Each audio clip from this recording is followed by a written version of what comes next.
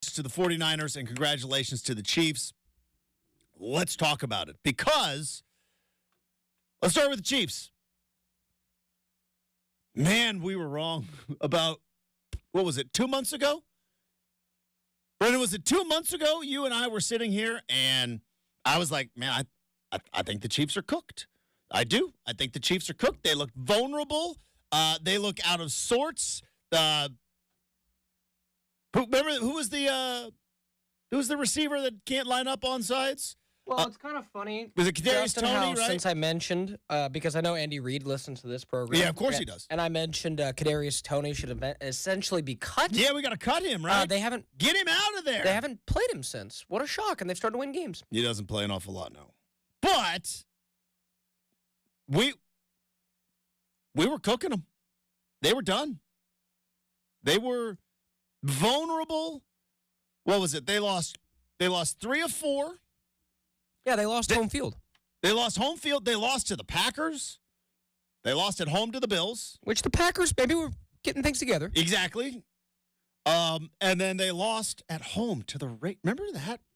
Losing at home to the Raiders. Okay, yeah, that's really bad. Oh, yes, that was the big win that basically got, what's his name? The job. Yeah, that got Antonio Pierce the job thank you. in Las Vegas. So they lose at home to are they That was a cooked? really bad game. Also, Kansas City in their losses to the Broncos. Losses. Now they lost at home to the Eagles.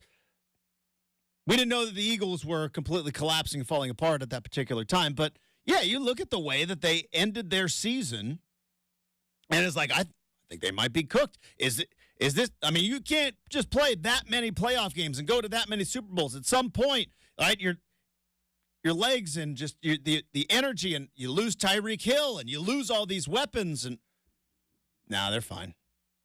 You lose Eric Bieniemy, right? Was Eric Bieniemy the guy all along? And it was like, turns out they are fine.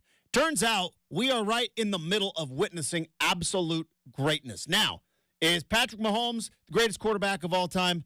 Not yet. Might he be? Potentially. I don't know. We're watching, but here we're watching something special here with this dude.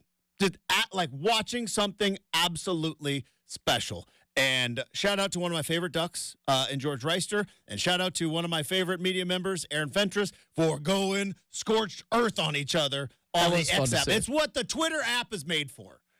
Just two guys whom I really like going back and forth, but both have points, but both, of course, take it a little bit too far because it doesn't make for good Twittering, and it really doesn't make for good radio when you come in and you just say, look, is he the greatest of all time? Not yet.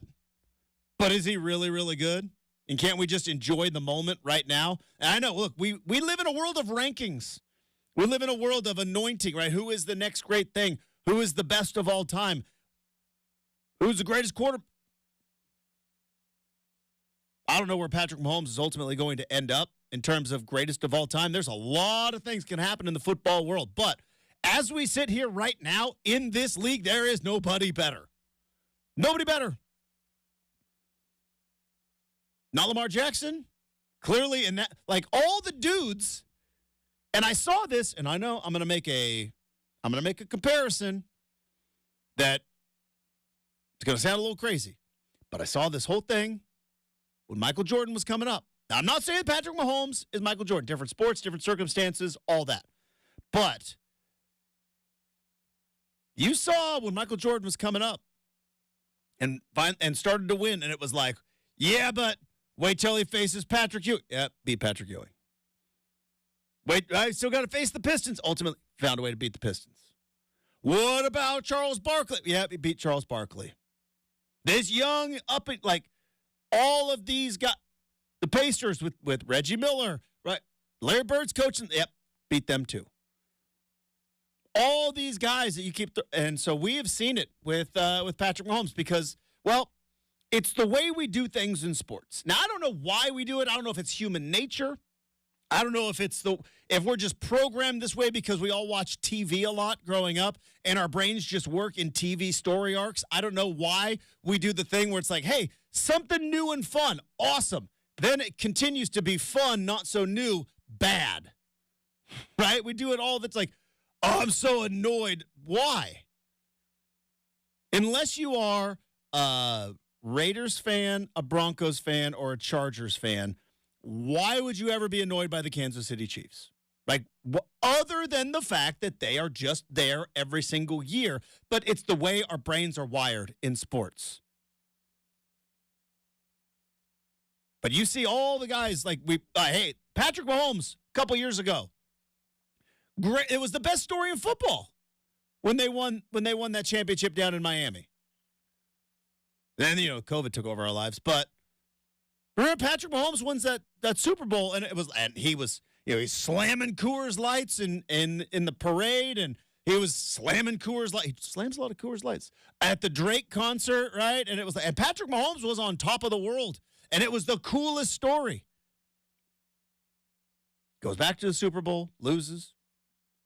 Goes back to the Super Bowl, wins. Loses to Joe Burrow. Then goes back to the Super Bowl, wins. Now is back in the Super Bowl again. And now it says, like, well, Patrick, this is just tired of it. Same thing over and over. No. You see these, I don't want to call people names. Brenden, I almost did it. I told you at the beginning of the show, I don't want to call people names. All right, I'm going to call somebody. You see these doofuses who are like, well, but if you look at it, there's Josh Allen is the better quarterback. Like, no, Josh Allen goes up against Patrick Mahomes, and guess what? Every single time in the playoffs, Patrick Mahomes walks away with the W. Heck, he only gave him 19 seconds a couple years ago. He's not better. Lamar Jackson's going to win the MVP, and I think deserves to win the MVP this year. But MVP... Oh, man, he didn't yesterday. He did not look great yesterday. Luckily, MVP is a regular season award. Patrick Mahomes is better than Lamar Jackson? Yeah. Yeah, 100%. But it's like, what I'm saying is Lamar Jackson, last year, Jalen Hurts, Josh Allen, Herbert, Joe Burrow, right? They're going to throw, remember, Burrowhead. Like, keep throwing all this stuff at Patrick Mahomes. He keeps winning the games. You want to know why? Because he's the best quarterback in the league. And to be quite honest, it's not particularly close. And I know, look, he's got a weird voice, and his wife does weird stuff on social media, and his brother does the weird TikTok dances. He's not been as out front lately. Wonder why that is. Well, he had to beat his case. Charges dismissed is not beating the case. But regardless, I'm married to a lawyer. I know the difference. Charges dismissed is not innocent. Or put it this way, you're probably like... Video not looking good. Anyways, let's go back to the good stuff. Let's be more positive today on a Monday. But you know what I mean? Like, I get all of it, but Brenden, he's the best. It's just at some point, like, we did this with Brady. And I don't know, you were probably in your Brady fandom and probably weren't listening to, but I was there. I was there the whole time. Brady was coming up, and it was like, well, started with, but it's the defense. He's a game manager. Sound familiar? More on Brock Purdy coming up in a moment. But it's like, Brady was a game manager, and then he got, Randy Moss, and if at one point, and it was like, yeah, but he's not Peyton Manning. He's not Aaron Rodgers. You look at these guys, look at all their statistics, and you look at, at some point you got to come down to, well, they play each other, and that guy wins. We have more statistics in our lives. By the way, more on statistics coming up a little bit later as well. We have more statistics in our lives than ever before. And I think those numbers cloud our eyeballs a little bit in the fact that it comes down to wins and losses. Winners get sprinkles. That's why we say it on this show. You can give me all the stats you want. You can give me all the analytics you want. You can give me all the, spin rate, QBR. Look at all these things that Josh Allen does, and look at all these things. Yeah, but they go up against Patrick Mahomes, they lose. Because Mahomes is the best right now. And there may be a time where Josh Allen hops over him, but like, as far as I'm concerned, every quarterback in the NFL right now fighting for second place. Because this dude's the best. And you can, like I said, they did it with Jordan. They did it with Tiger Woods, right? Tiger Woods, it's Vijay Singh. It's David Duval. It's Phil Mickelson. Tiger Woods just destroyed them all until Tiger Woods destroyed himself and then built himself back and won the Masters. But we do that. We did it with Brady. Nah, it's Peyton Manning. Yeah, there were so many hot takes.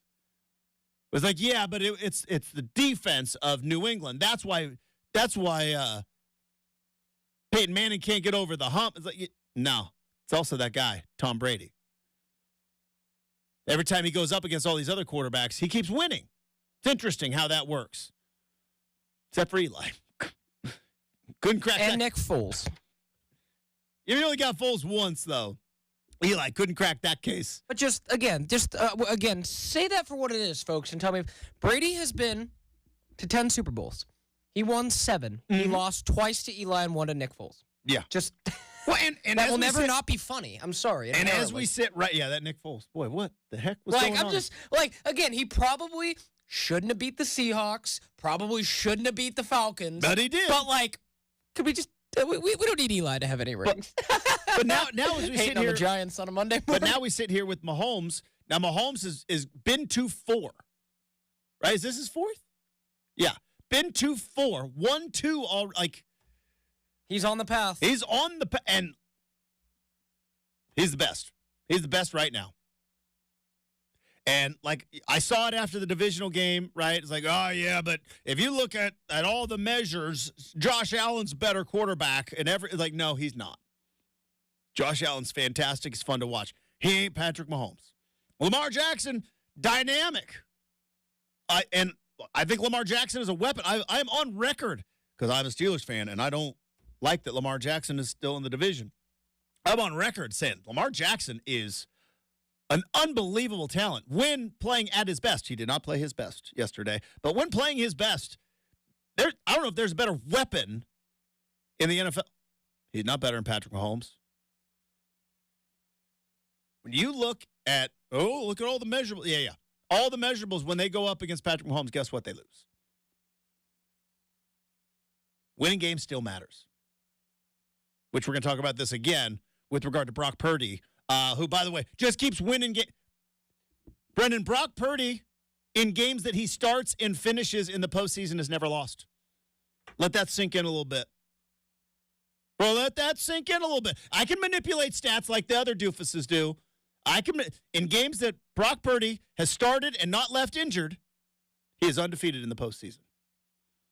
Now, it's 3 games, but still,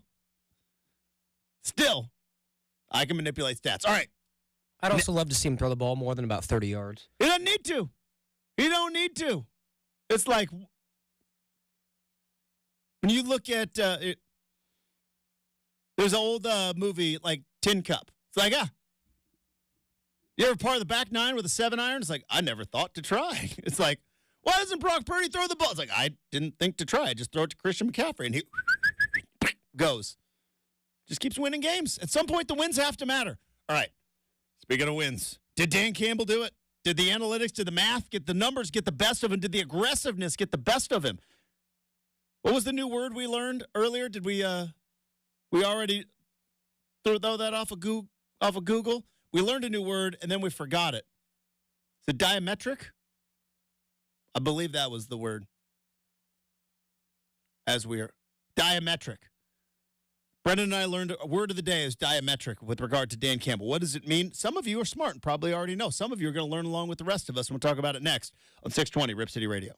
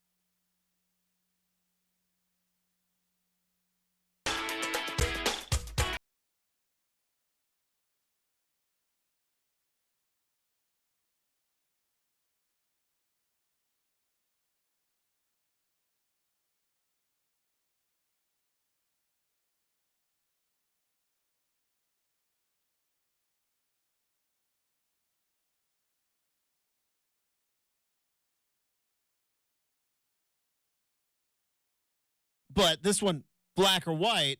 And it's interesting because it's a bit appropriate because when it comes down to decision makings in football, is it black or white? Or is there maybe some shades of gray? Welcome back to the big show because we got some stuff to dive into. We gave Patrick Mahomes his flowers as we should have because he's the best. He is. He's the best in the league right now. There are others that are in the ballpark, shall we say? But in terms of the discussion, who's the best quarterback in the league, it stops and ends with Patrick Mahomes. Just does. Like I said, he's got a weird voice. His helmet looks a little bit goofy. He wins so much, so we all get tired of it. The whole social media with the wife and the brother and all that doesn't matter. That dude goes toe-to-toe with all the best. That's the other thing about Mahomes, right? Now, 0-2 against Brady. Right? 0-2 against Brady, but you look at this generation, right? Josh Allen, beat him. Lamar Jackson, beat him. Like,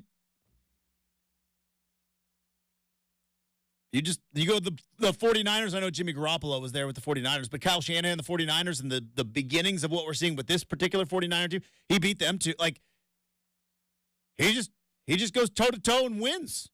That's what he does. So, we gave him the sprinkles because winners get sprinkles on this show. Now we got to do the discussion of did Dan Campbell and his reckless decisions in the second half of this game against the San Francisco 49ers cost them the game. You all saw it mostly. If you didn't, here's a quick recap. The Detroit Lions went to San Francisco and smacked the 49ers right in the mouth. And for a moment, it looked like, oh boy, here comes see what happens when you get a quarterback like Brock Purdy and you get physical with this team, and here it comes.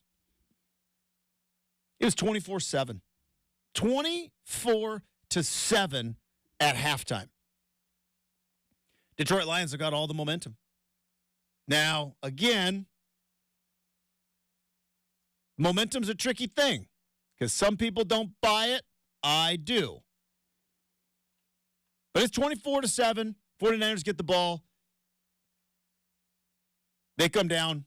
I believe they kick a field goal in that first series back. I think that's because I know, like, because Shanahan came out and was like, well, we got to score early. We got to get some points on the board. But it came right down to it. They kicked the field goal. It's now a 14-point game. It's a 14-point game. And the Lions go down.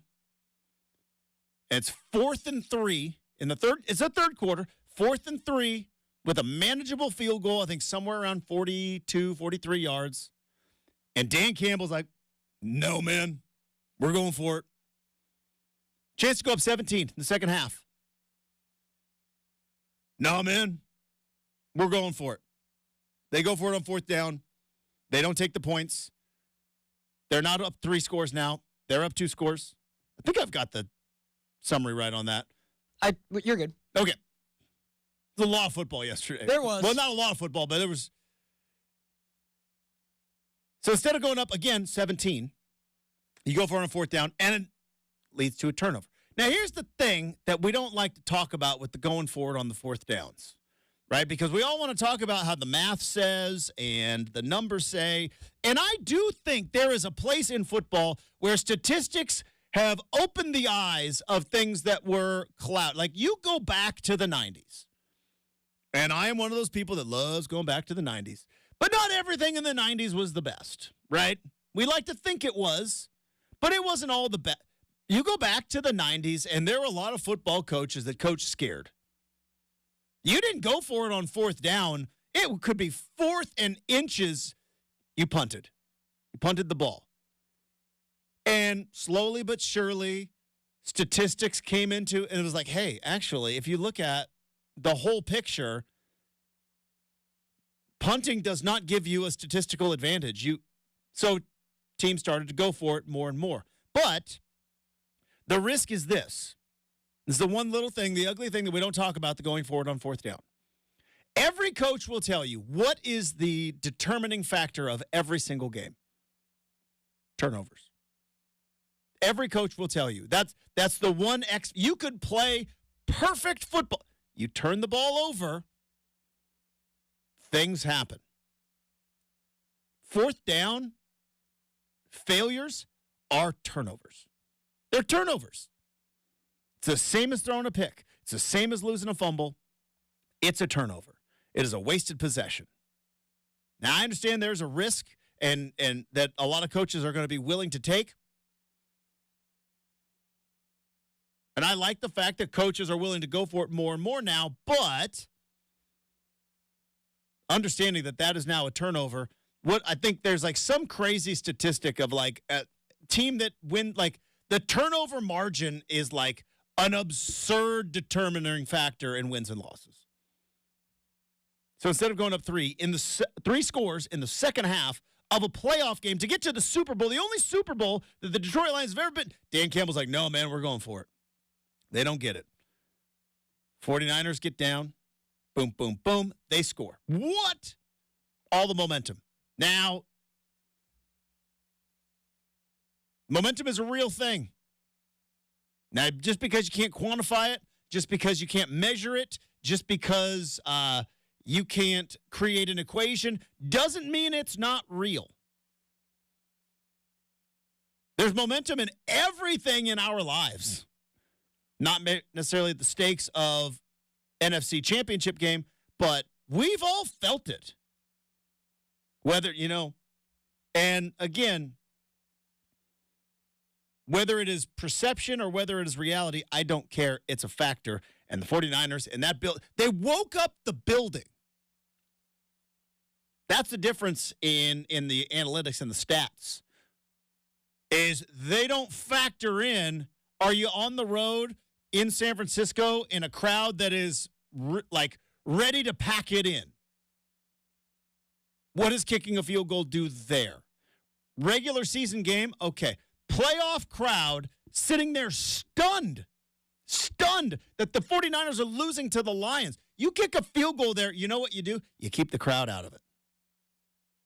That's three scores. They had at that point one touchdown in the game. 49ers did. At that point in the game, they had one touchdown. It was 24-10.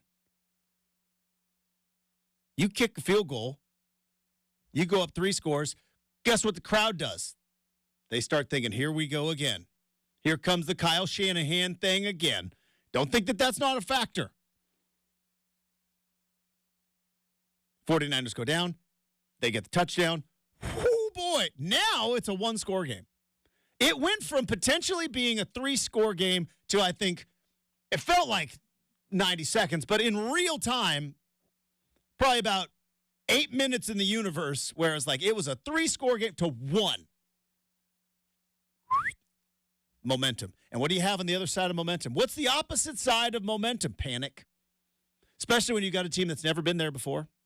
Yeah, Jared Goff's been there before, but a lot of players in the Detroit Lions have never been there before. Now you're on the road. You had it. CJ was waving people goodbye in the first half. Waving 49er fans goodbye. Oh, wait, now it's a one-score game against maybe one of the most prolific offenses we've seen in the NFL right now. Panic sets in. All of a sudden, running back runs to the left when he's supposed to run to the right. Jared Goff doesn't know where he's at. Bobble, rip, strip, fumble, boom, boom, boom. Christian McCaffrey's really, really good. Now we're tied. Whoa. Now, again, is it because it was after it? Who knows, right? It's an old West Wing title. Post hoc ergo propter hoc. Where it's like, it's my obsession with the butterfly effect. Did it happen because it happened after and because of the thing that happened before? We don't know. But if they kick that field goal, right? And again, if ifs and ands were pots and pans, we'd have a lot of fun in the kitchen. But if they kick that field goal and they go up 17 points, and the 49ers come down and score. Now you get the ball in the third quarter up 10. Do you panic and maybe mishandle a fumble? Now, maybe that fumble was just miscommunication and it had nothing to do with panic. Maybe it did. But these are human beings playing a highly emotional game on an emotional razor's edge. Speaking of razor's edge, Trey Flowers. Right? Playing on an emotional razor's edge. That's the things that the numbers don't factor in. And it's good at times, right? You don't want to coach scared. But you can't coach reckless. Was Dan Campbell reckless? Let's talk about it, because this is what I believe the hardest thing in sports in terms of from the coaching standpoint. From the coaching standpoint, this is what I believe is the hardest thing in sports, which is everything that you have done up until this point has been this way. Now, this way may not be the way.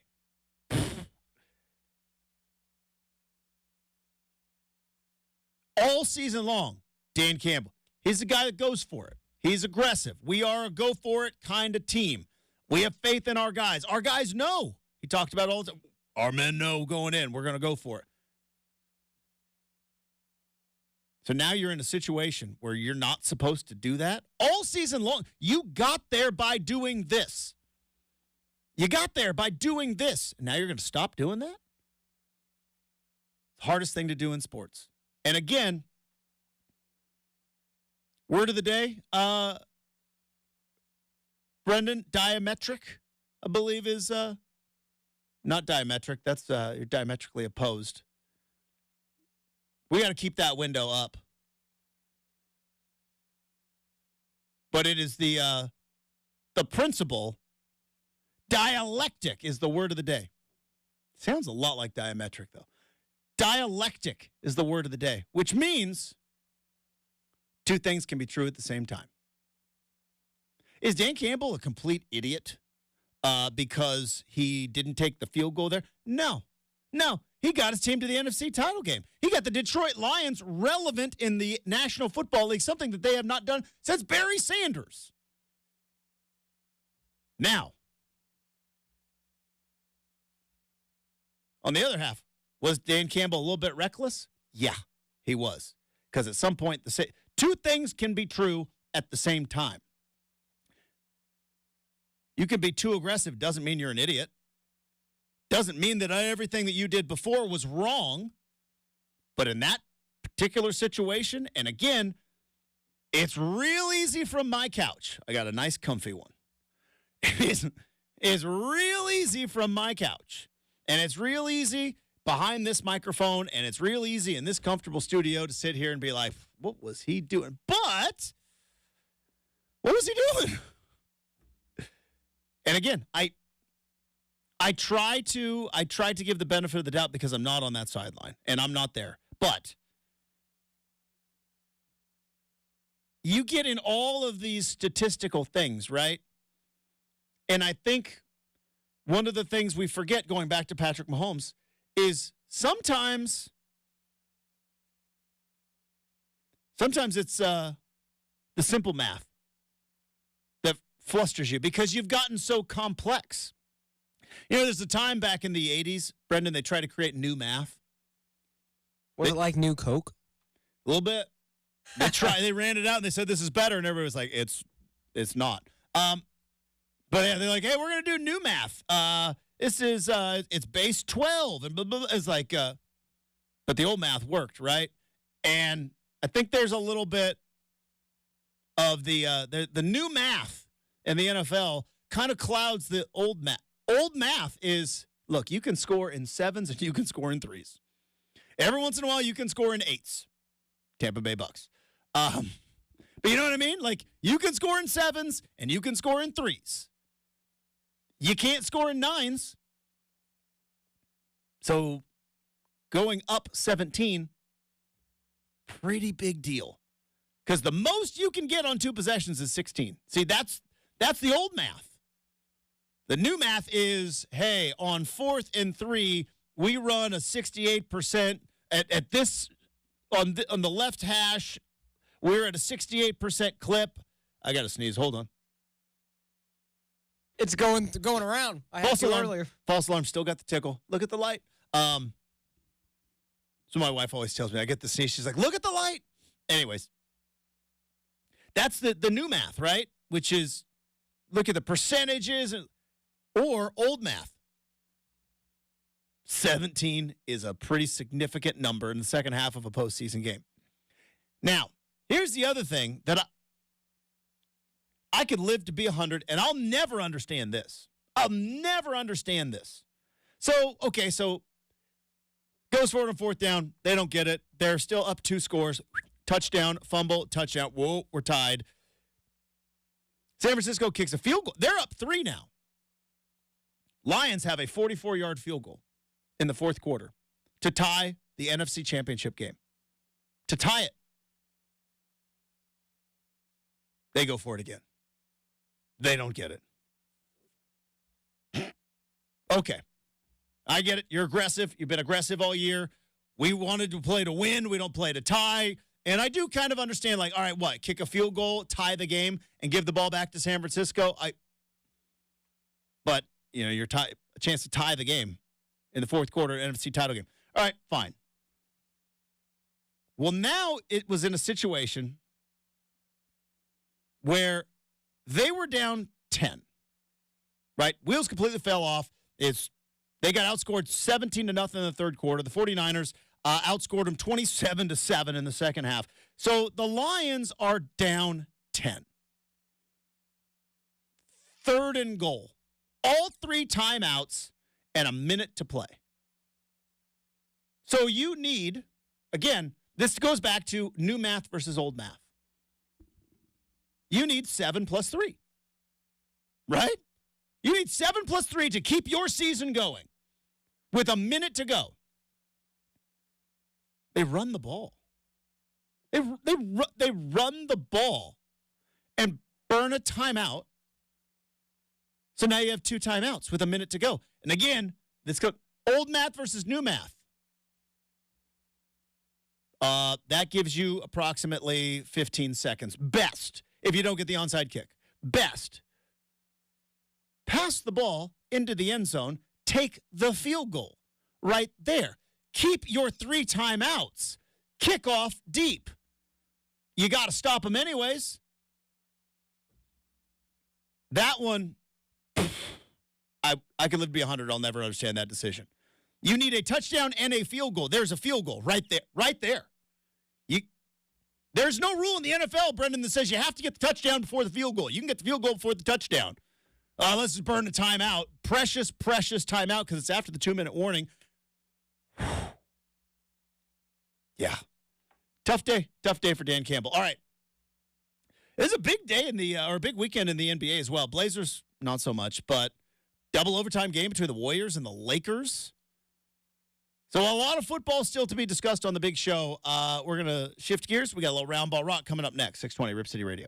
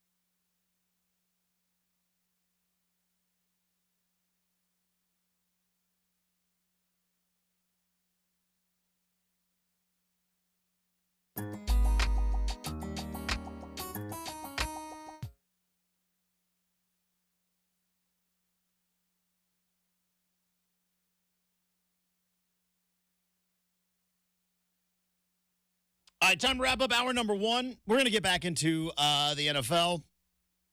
We haven't even talked about Brock Purdy yet. Brock Purdy's going to the Super Bowl.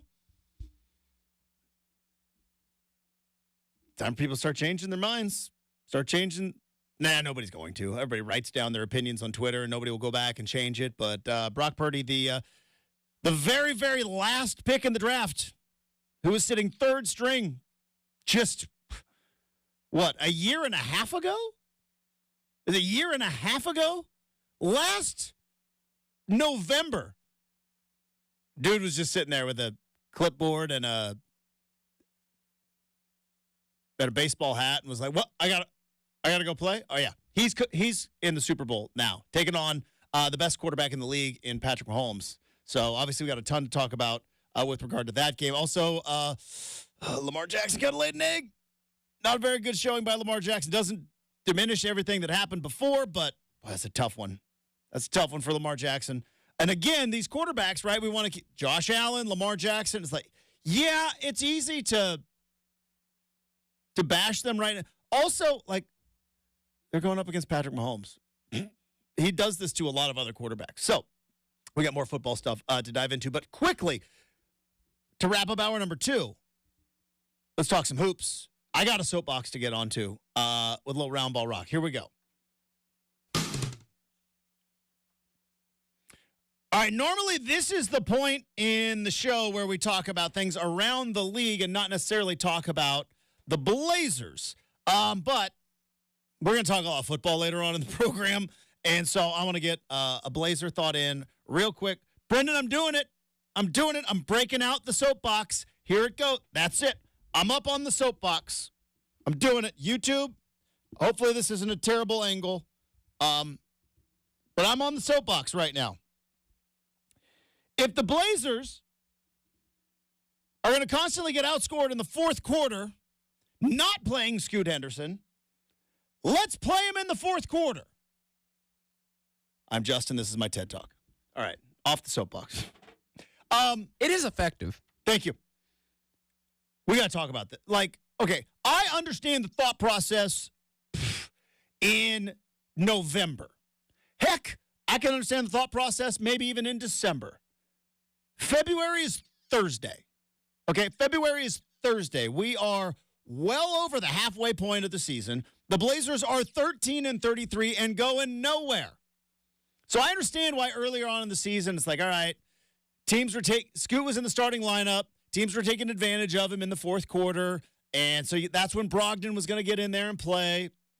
And there was a rotation that essentially they keep Scoot out of game-ending situations. You're 13-33. What are we keeping him out of the fourth quarter for now? And if the answer is, well, you got to get Brogdon in there so that you can up his trade value, that's fine.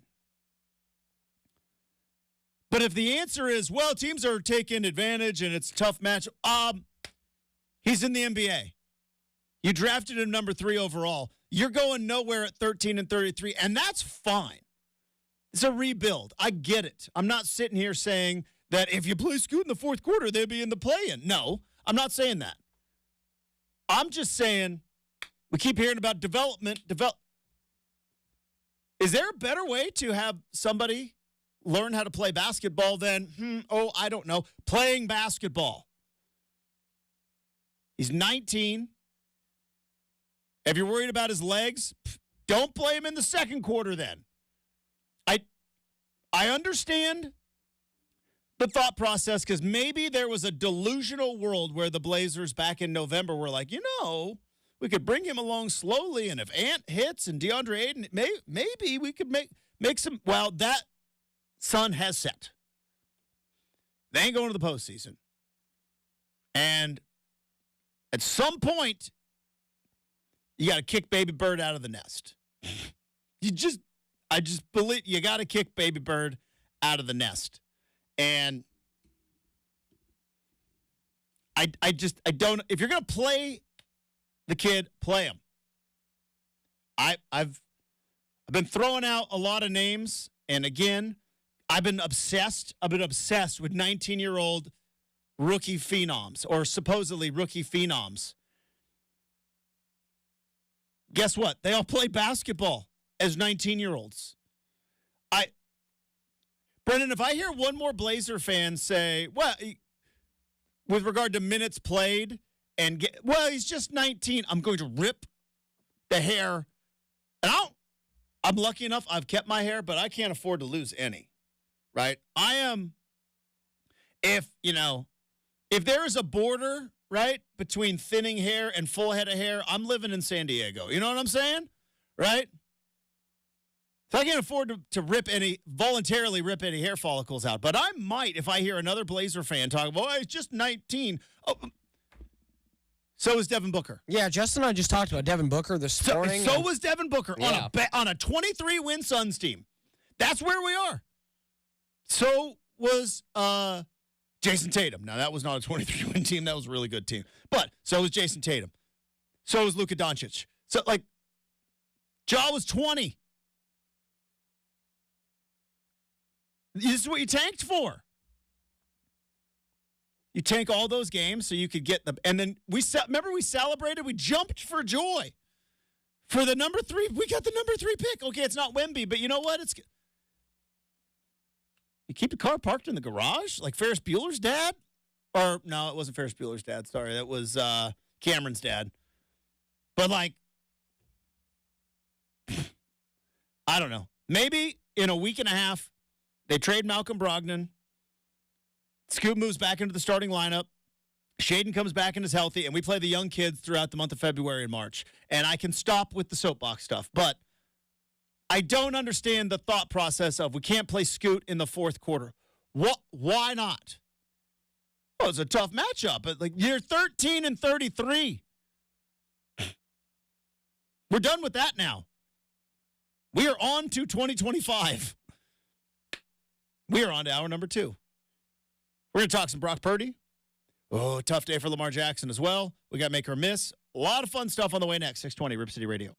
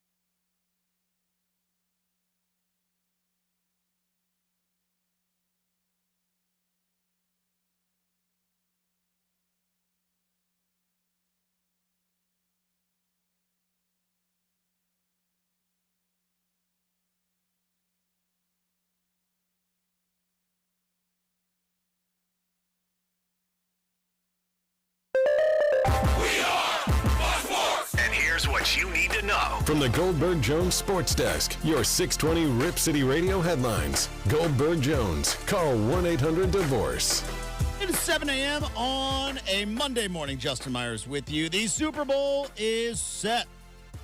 49ers will be taking on the Chiefs after San Francisco overcame a 17-point deficit to take down the Detroit Lions 34-31. Meanwhile, in the AFC, Patrick Mahomes is back in the big show as the Chiefs lock down Lamar Jackson and the Ravens en route to a 17-10 victory. The Portland Trail Blazers did fall to the Chicago Bulls 104-96 at Moda Center last night. They are back at it again against the Philadelphia 76ers. And coming up in hour number 3, we'll talk to Dan Pizzuta, who covers the NFL, on the championship game wrap-ups, plus a look ahead to the Super Bowl in a couple of weeks. Hour number 2 of RCM starts right now on 620 Rip City Radio.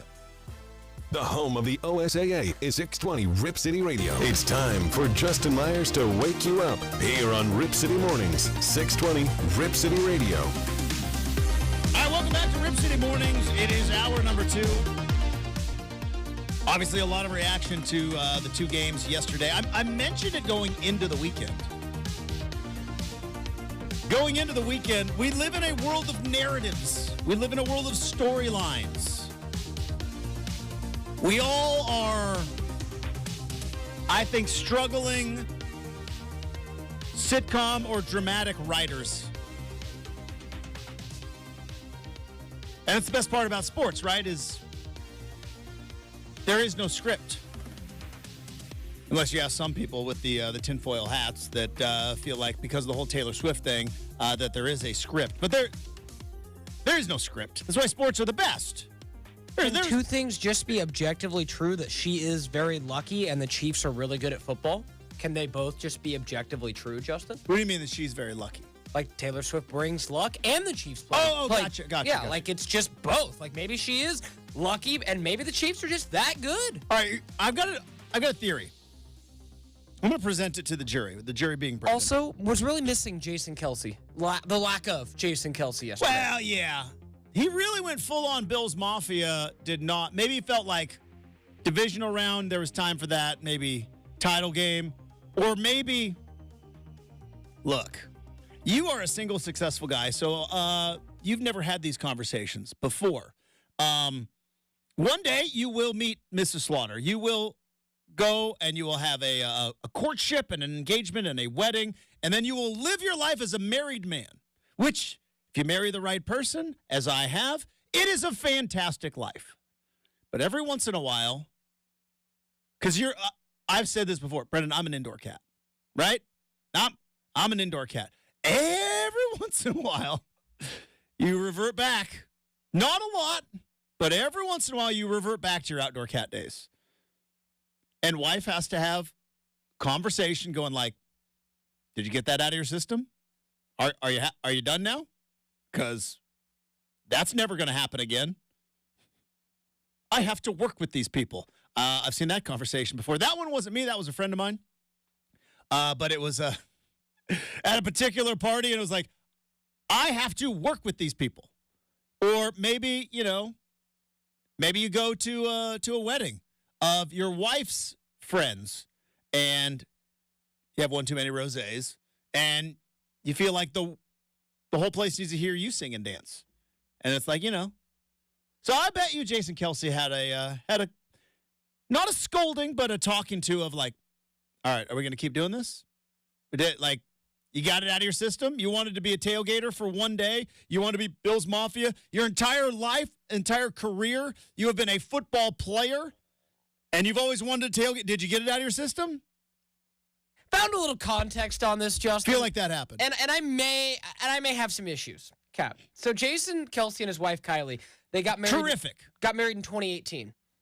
Justin, I was like, oh, maybe it's like a Brady situation where him and, his wife, makes a lot of money too. I cannot confirm nor deny, but this says they met on Tinder. They did. So with By the that, way, nothing wrong with meeting on the apps. That's fine, but nothing wrong with that. The guy who probably is bringing in 99.9% of the bacon? Oh, no, Brenden. You don't, again, you do not understand. There's a lot of things that you bring a great point of view and perspective on. Let me tell you, A bank account does not matter with regard to embarrassing me in public. That is not a factor. I will tell you right now. So, I have a hunch there was all right, can we keep our shirt on this time? Just, it's not quite the same as in Buffalo. Let's just keep our shirt on. But, nevertheless, I've come up with a theory that I want to present. Are you familiar with the straw man argument? They do it in political talk all the time. And they say, it's when you hear people talk about in political speak like, well, everybody says that blah, blah, blah, blah, blah. But, and it's like, you can say everybody says, but that's the straw man. It's not a real thing. You created a criticism that doesn't really exist out of thin air so that you can smash down. We do it in sports talk all the time as well, which I think that's, Brenden, I think that's what's going on with Brock Purdy. I think it's a straw man argument. Oh, how many tweets did I see after that game, other than the Dan Campbell ones? How many tweets did I see of like, oh, Brock Purdy, not bad for a game, man? Like, there's been like 2 people out there, one of which was Chad doing. But RIP to Chad's mentions with the 49er fans, by the way. But there's been like 2 or 3 people who have done the whole Brock Purdy is a game manager. I haven't seen a ton of, but like, oh, Brock Purdy throwing it right in his critics' faces. The Brock Purdy slander was like, what? Where was the slander? Did it even exist? I mean, it did a little bit here or there, but I'm on the internet all day, every day. You know, I'm in the sports world all day, every day. I've seen a smidge of it, but I think the Brock Purdy thing is a straw man argument. I really do. I think there were a couple of people last year who were like, kind of lucky, you know, put in a good spot, got a good. Almost everybody now kind of realizes, yeah, does he have more weapons than anybody else in the league? Probably. Probably has more weapons than anybody else in the league, but not like Patrick Mahomes doesn't have weapons. I don't know. Did you watch Jason Kelce or not Jason Kelce? Had Kelce, Travis Kelce. By the way, how crazy! Talk about knock me over with a feather statistic. That Travis Kelce now has the most receptions of anybody in the postseason in the history of the NFL. He beat Jerry Rice. That's insane.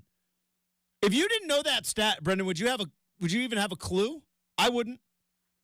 I mean, it makes sense now. They've been to now 4 Super Bowls, and like they played in more postseason games in the last 6 years than anybody, and they throw the ball a whole lot more now. But the idea that like Travis Kelce has more catches in the postseason than Jerry Rice is kind of nuts. But it's like, yeah, Patrick Mahomes has weapons. He's got one of the most dynamic tight ends maybe in the history of the league. So Brock Purdy gets to hand the ball off to Christian McCaffrey or give the ball to Deebo Samuel or George Kittle or Ayuk or any of the other guys. He's got a lot of weapons. But Mahomes does more with less. So again, I will, and this is just my that's why But there was a time when Patrick Mahomes had both Tyreek Hill and sure, but Travis Kelce. But this and so all Purdy is doing what Mahomes did 3 years ago. Sure, I'd like to see Brock Purdy win with subpar weapons, and just like Patrick Mahomes. But why would you? Like that? What? When they eventually would John Lynch go like, "Hey guys, I think they eventually gonna have to pay him, Justin. He won't make $500K anymore. So it's like when that happens, and eventually they run into the same thing that everybody does with this, and that's why it's Mahomes is into the Brady realm of throw out whatever Joe Schmo at wide receiver, and I'll make him good. There are only some great quarterbacks who have that ability to. But he still has Travis Kelce, though. Brady opens up a lot. Brady had Gronk and this other guy. But again, a lot of. Again. Who's the other guy? Chris. Watch Netflix. He's from Connecticut, Watch right? the Netflix special. Very good. Played in Florida, I think? He did. Played for Urban. Urban let him off. Urban maybe allowed. Ran into a little bit of trouble off the field. Urban allowed some of his habits to build, but nevertheless, again, we talk about Julian Edelman. Wes Welker, Chris Hogan, Philip Dorsett. I mean, just the dudes that, Tom Brady was throwing to when he was winning the later Super Bowls. Okay, look, my feelings about Tom Brady, right? Let's kind of eliminate him from comparison, especially when talking about Brock Purdy, right? Brock Purdy is on a path that, that Roethlisberger was on, right? Like that's better. Like Roethlisberger, his first year went to the AFC title game, lost to Tom Brady. Then the second year won the Super Bowl, but it was the same kind of stuff. Game manager, and they run because that was back when Pittsburgh ran the ball. It's like it's all Jerome Bettis, right? That's running the ball. That's Willie Parker and a defense. Featured one of the greatest safeties in the history of the league. All right. And then at some point, Roethlisberger got paid. They had to shift focus. Same about Russell Wilson. Russell Wilson, it was kind of the same thing. It was the it was the defense. But it's like, it's still Marshawn Lynch. Marshawn Lynch is running the ball, and then at some point you have to shift around. I don't know. To me, I think it's become almost like a straw man argument. Also, speaking of straw man, I think the Taylor Swift stuff is a straw man argument as well. I don't think there are as many people complaining about the cutaways as we are making of it. I think it's a straw man argument. I think it is a manufactured thing that is fun to talk about. Now, the idea that the NFL would rig the whole thing is there's a couple of doofuses that are like, well, the NFL is it's like, all right, would you rather have them cut away to the dude with his face painted or the person who wrote Shake It Off? I guess I just don't understand why the negativity because that's what I'm saying. I don't know if it even exists. I think it's a straw man thing. I mean, it does. I think there's a 1% to 2% doofus online, and we make them up to be like the majority, and I think it's a straw man. Just like the Brock Purdy stuff. I don't think there's a lot of people like you. I think your point on Brock Purdy is like, pump the brakes a little bit. He ain't MVP yet, but I don't think you're saying he's terrible. No, but I think there are some people out there that are just about 1% to 2% are like, Purdy's. And we've built them up as a straw man. Wicker Man. Did you ever see that movie? Weird. No, I don't think I did. Dude, I know of it for sure. Nick but Cage, I don't think I ever saw it. Wicker Man. I don't know how I stumbled into that one, but we build up this straw man, and I don't think it's actually real. Yeah, I mean... And I just think it's funner, like they do in politics all the time. Like, you said we couldn't do this. Like, who said it? Yeah, who? Like that for sure. I will say this, Justin. One hot take guy on Truth Social. More so than... yes. I will say one thing, Justin. It's kind of polarizing. There are, and I'm not going to say just one person. I'm going to say that probably half a dozen people I've talked to who are rooting against the Chiefs because they're done with the Taylor narrative. They're done with it, has been there all year long. And if you did not like it, I could understand where that narrative is just kind of irritating.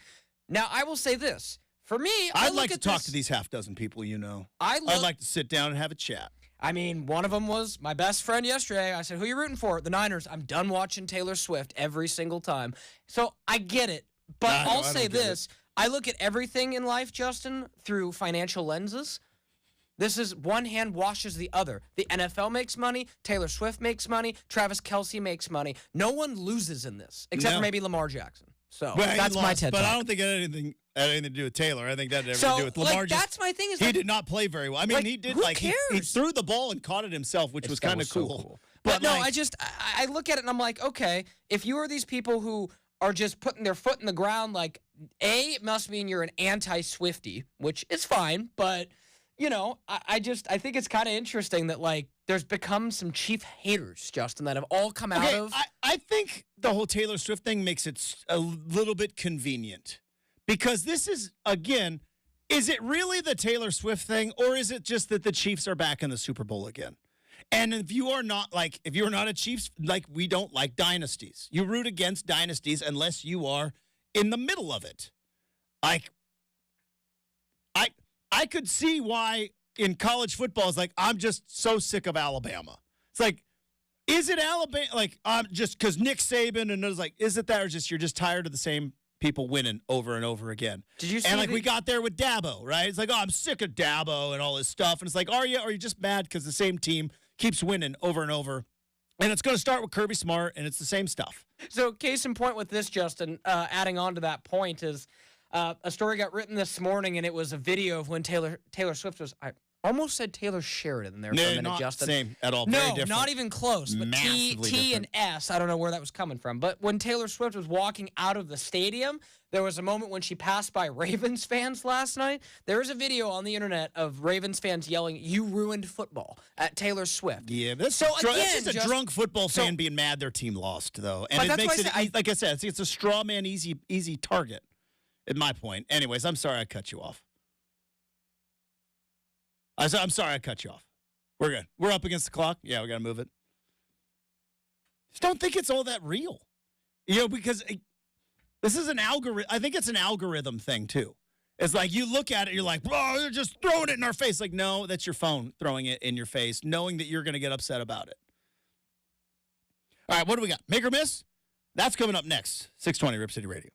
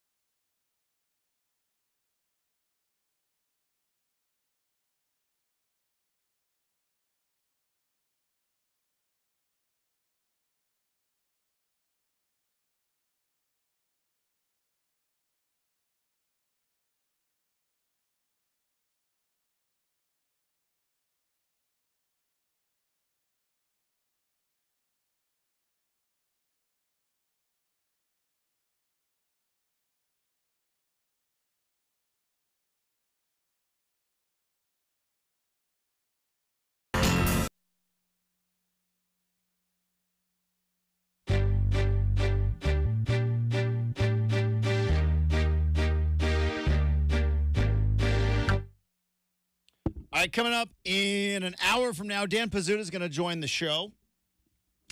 We're going to talk about the statistics of going for it in particular situations. Super Bowl matchup. Coaching carousel continuing to go. Seahawks still don't have a coach, by the way. But it sounds like now that the AFC and NFC championship games are over, more coaches are going to be available because who is it? Is it Ben Johnson? He's likely headed to the Commanders. I've heard some chatter for him in the Seahawks too, Justin. He might be headed to the Seahawks. I don't know if anything is set in stone, but yes, the Commanders and Seahawks are poking chess pieces around with the Ravens, who are now eliminated, the Lions, who are now eliminated. I don't think anybody on San Francisco or Kansas City's staff is going to be anywhere moving, which is kind of funny, Justin. Like, go figure. The two teams in the Super Bowl, they don't lose any coordinators.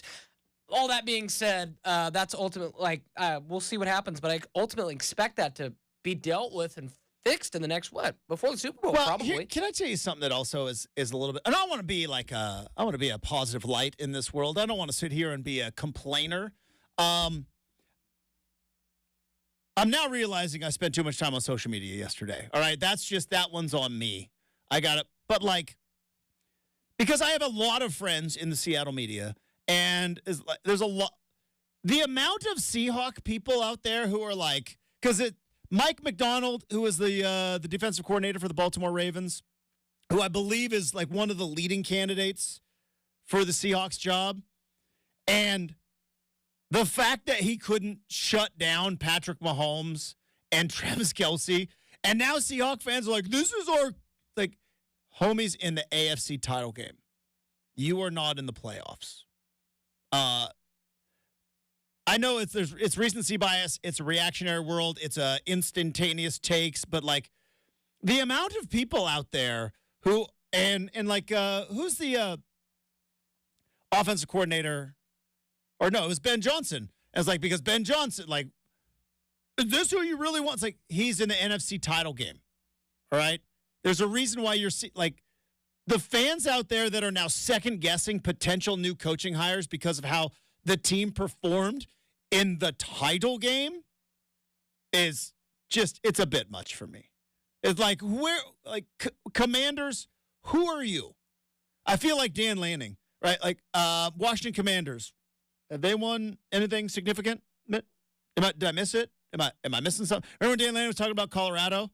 It's did they win anything? To be fair, Justin, the Commanders and the football team rendition of their name never won anything.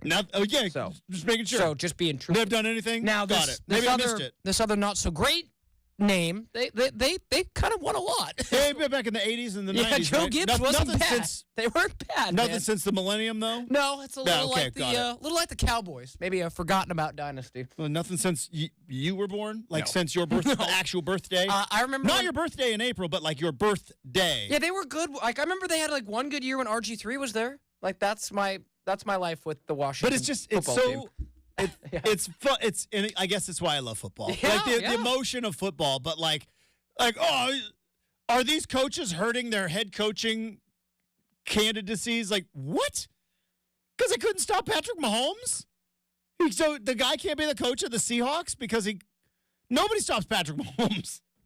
They're Joe Burrow and Cincinnati once. Nobody stopped Patrick Mahomes. Anyways, I found that to be laughable. Ha! All that being said, Dan Pizzuta is going to join us in hour number 3. Right now, let's get to Make or Miss. It bounces off the crossbar, and it's good! Oh, my goodness! Oh, and a big miss. It's Make or Miss here on RCM. All right, everybody. Hope you all are having an awesome Monday morning. Firing up Make or Miss today. Beautiful outside, by the way. Say that again? It's beautiful outside. It was hot yesterday for January. Again, I'll clarify this, folks. Open up the windows at the house. I'm not going to poo-poo Justin's thoughts. This is not directed at you, Justin. It's warmer. That is not beautiful outside. Beautiful. That pink sky?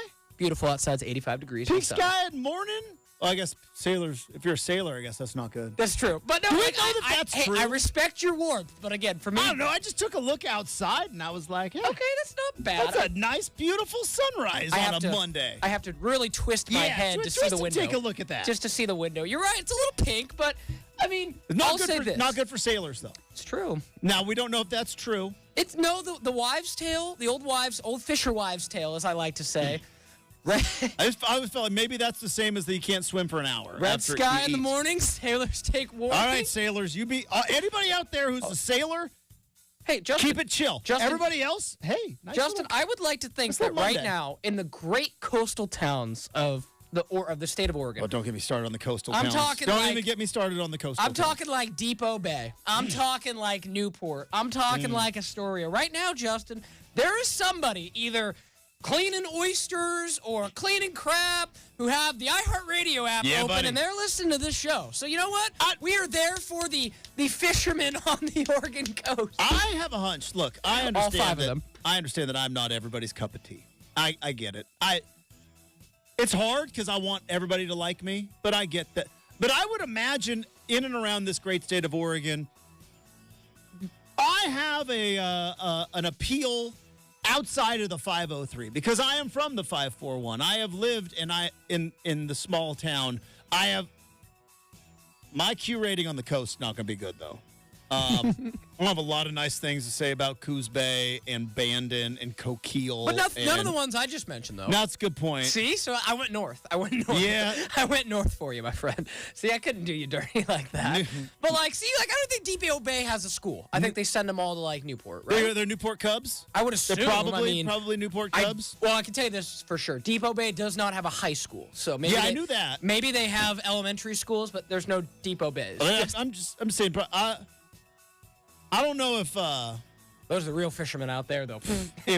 Gold Beach or Brook, they all, especially Brenden. Ugh. Hey, They built a golf course beautiful. Other than that, ugh. Brenden. the further south you go, Justin, they might be listening to, a friend of our program, your former station, maybe Steve Tannen. Yeah, with but the, they can get us on the app. with the range. But Between that and Medford, yeah. I don't know if anybody likes me in Medford, and you know what? I don't care. Justin's like my Q rating everywhere but this valley just stinks.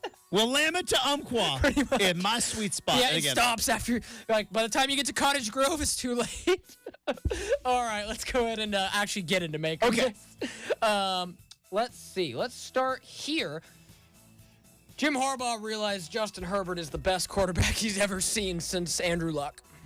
Yeah. So you heard the story where he was, I believe the word was either starstruck or enamored when he talked to Herbert and some of the other stars of the Chargers yesterday. And by the way, ho-hum, he was there to watch his brother lose. He was. But, yeah, I mean, it makes...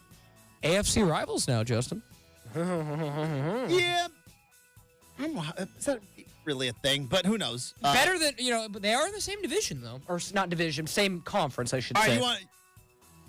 Make or miss. And we'll get back to your question because you worked hard on it, and I want to get back to it. But make or miss, the Chargers have a better chance of going to the Super Bowl next year than the Ravens. Jim Harbaugh has a better Super Bowl chance than John Harbaugh next season. Make or miss. Make. The Lions. Well, that's a first take. I could be on with Stephen A.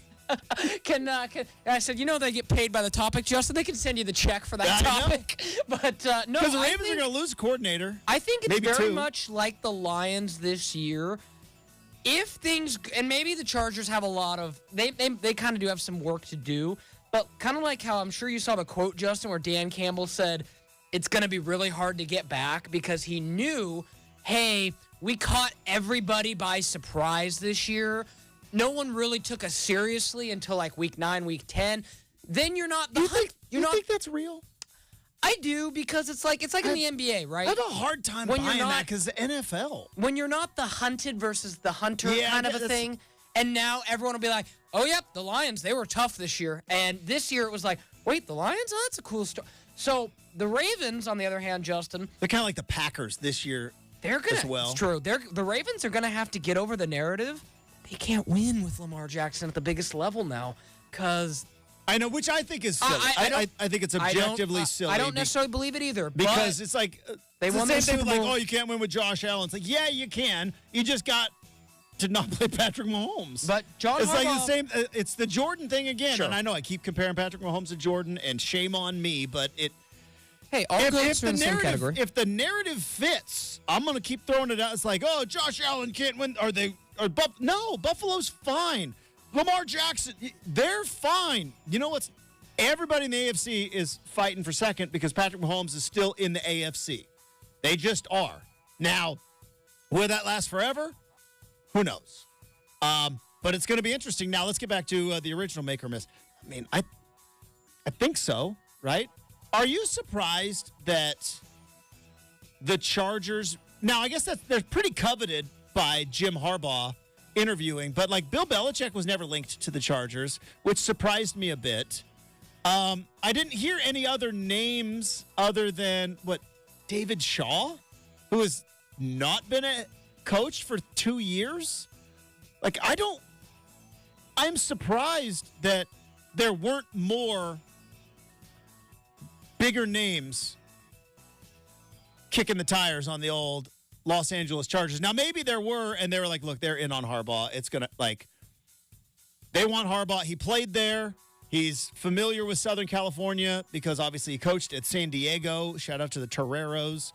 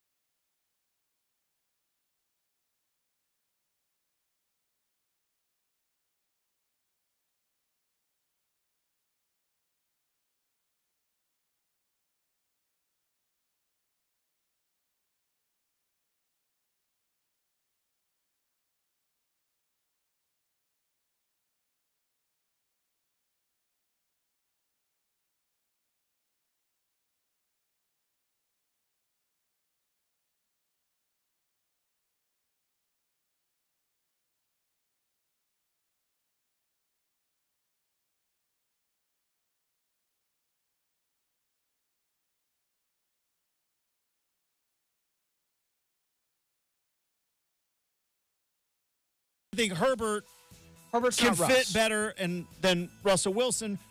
Herbert's About 8 years younger, too. younger, taller, not In the trying to make a brand. Russell Wilson was always about Russ first. He always was. Now, if I'm Harbaugh, I might walk in and be like, you know, Herbert, you want an office, man? I'll give you an office. But I think Herbert would be like, no, I'm with the boys. I'm just being fun. But Yeah. yes. But yeah. But that's the thing. Yeah. Russ and Russ was like, Russ yeah, was I'll take it. always about Russ. Yeah. He always was. And it worked because Wait. he is massively talented. Now, You said it in past tense. Is he not anymore? You said was. he's kind of cooked. So you think now he's maybe figured out, Who's hey, he it's- going to play for next year? I don't think. Who's he gonna, I don't think he's playing for he's not playing for the Broncos. Yeah, I don't. Who's Russell Wilson going to be playing for next year? Yeah, I mean, the Broncos will probably cut him. And then. And they have to, I believe they have to pay his salary for next year and maybe the next 2 years. So he'll clear waivers because you'd be a moron to pick up that salary. Nobody's So, picking up the salary, and he can sign for the veteran yeah. minimum. I mean, that's true. And that way he could be effective for somebody. I just don't know. All right, let me ask you this. If you're a Cowboy fan, do you take Russell Wilson over Dak Prescott? That's such a good question.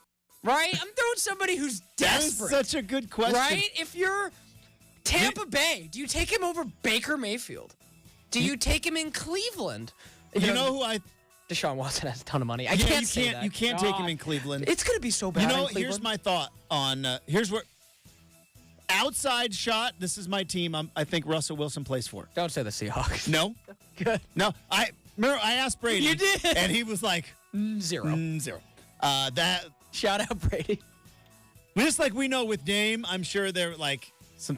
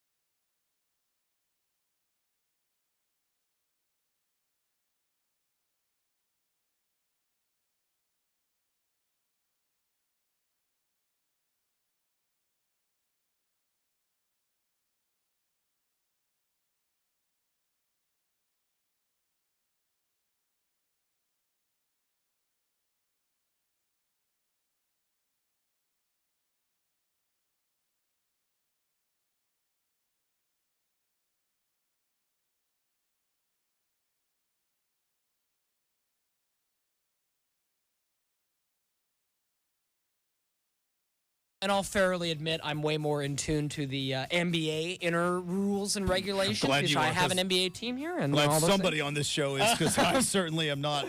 Now, let's get to I this. just won't trade everybody. Let's get to this one, Yeah, Justin. you can't. Because There's a whole rule here. we're going to check out a receipt here back to several months ago. And I don't know we already did, but now that it's official, like a referee whistle, we've got to check in.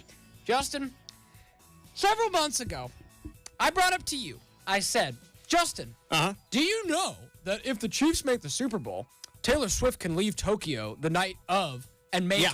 And you said, no way. No way, no way, no way. And That was wrong. that was fair because at the time, we didn't know, Justin and I hadn't dove into, but I have figured out the time change, Justin. I saw this. So, Turns out West Wing also figured it out, too. West Wing. There was an episode of West Wing where, like, the president was in Tokyo and they were, like, doing the math on when he got back. And okay, people have that's used kinda that cool. Okay, for the Taylor fair enough. Swift math. Also, in fair point, Justin might have thought the Chiefs might have been cooked, so that could have been part of it too. In all fairness, but I have been wishing for this forever because, folks, the night before. Now, granted, consider Japan is 9 hours ahead of us, so right now it is midnight in Japan, Midnight, but, like, Wednesday morning. no, Hold that thought. Sunday. It is. It's still Sunday. I have the hours wrong. It is 12:32 a.m. Tuesday morning in Japan right now. Okay, so it's Tuesday morning. So I think that's 13 hours actually ahead of me. I might have been looking at. So when you fly, you go back in time. So yeah. So when you consider that her concert is the day before the Super Bowl, 4 o'clock, February 10th, you think technically it's still Friday here. So super easy for her to do finish off the fourth show in 4 nights in Tokyo. She's gonna be gassed, but they're gonna put her, she's built for this. they're gonna put her on a private plane, Justin. Put her up into the highest airspace possible. Heck, if Elon Musk had a rocket, they probably would get her if they needed it to happen. So I saw 5 a.m. Super Bowl Sunday touchdown That's in awesome. Vegas. That's is awesome. what And I you can saw. sleep on the plane, so winner, chicken dinner right here, baby. I'm all over it. This is what Good, I hope so, because all you grumpy grumpersons, just Wow, I thought this is going to be great. That was More an- cutaways, the better. Wow. Give us because I thought- CBS is doing the Super Bowl, right? It's yes. we get a Tony Romo We Super do. Bowl. It just hit me. Well, I don't know, Jim. I don't know, Jim. We get a Tony Romo Super Bowl. And you know what? CBS has got how many other stations in their umbrella? Yeah. Like, can we get Paramount Plus that CBS owns, or, well, whoever Paramount owns CBS, whatever you want to call it. Can we Yes. get Paramount Plus to have a live stream of just Taylor? Taylor live Yeah. stream. Well, you can here- watch the Taylor live stream. You know how many millions of viewers that would get? Oh, and Justin, Millions. Not to mention looking ahead too. So after the Super Bowl, there's going to be quite a bit of time for. Let's put it this way: the She's NFL, gonna if they win, Taylor Swift might go to Disneyland because Definitely be she's at the parade. Could you imagine that? Just cultural, Travis and Taylor stay together. They're going to Disney. I mean, It's gonna be the great. NFL could not make money. They're printing money, Justin. It's the greatest story in the Just world. printing it. And yes, Also, you're right. it's two crazy kids in love. Let's root for them. Let's root for positivity. All right. That's Make or Miss. We have got to wrap up hour number 2 next, 620 Rip City Radio.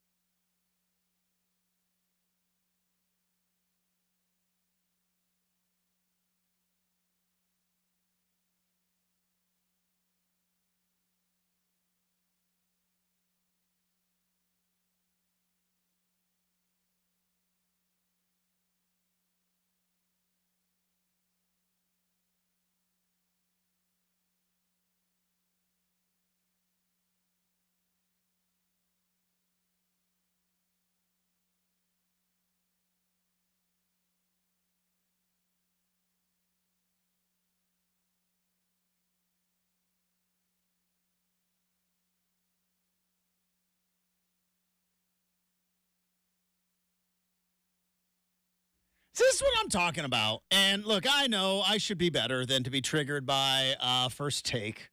Probably should find another thing to throw on TV. But, you know, if breaking news happens, probably should have it on. But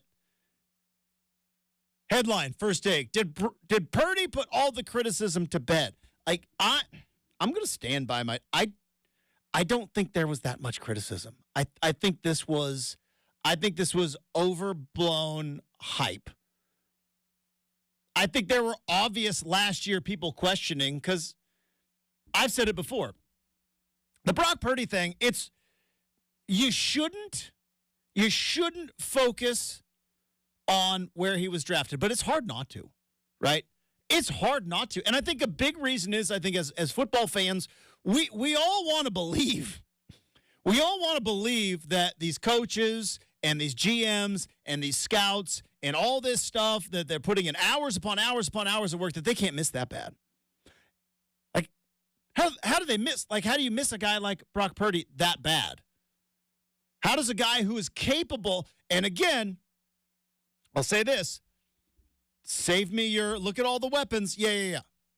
Trey Lance had all those weapons. Trey Lance had all of them. He had all those weapons. He didn't win like Purdy did. He also had a really small sample size. Fair, but... Garoppolo's a far better criticism. But, like, what's Trey Lance doing now? Backing up Dak. Yeah, backing up Dak, who you want to replace with Russell Wilson. That's what I'm saying. Fair. Is, I think we all get fixated on, you know, the whole draft process, and it's just like, turns out there was a guy. Now, here's what I'm going to find fascinating. Let's say the 49ers win the Super Bowl. They're favored, right? And by the way, don't make Kansas City an underdog again, because here we go.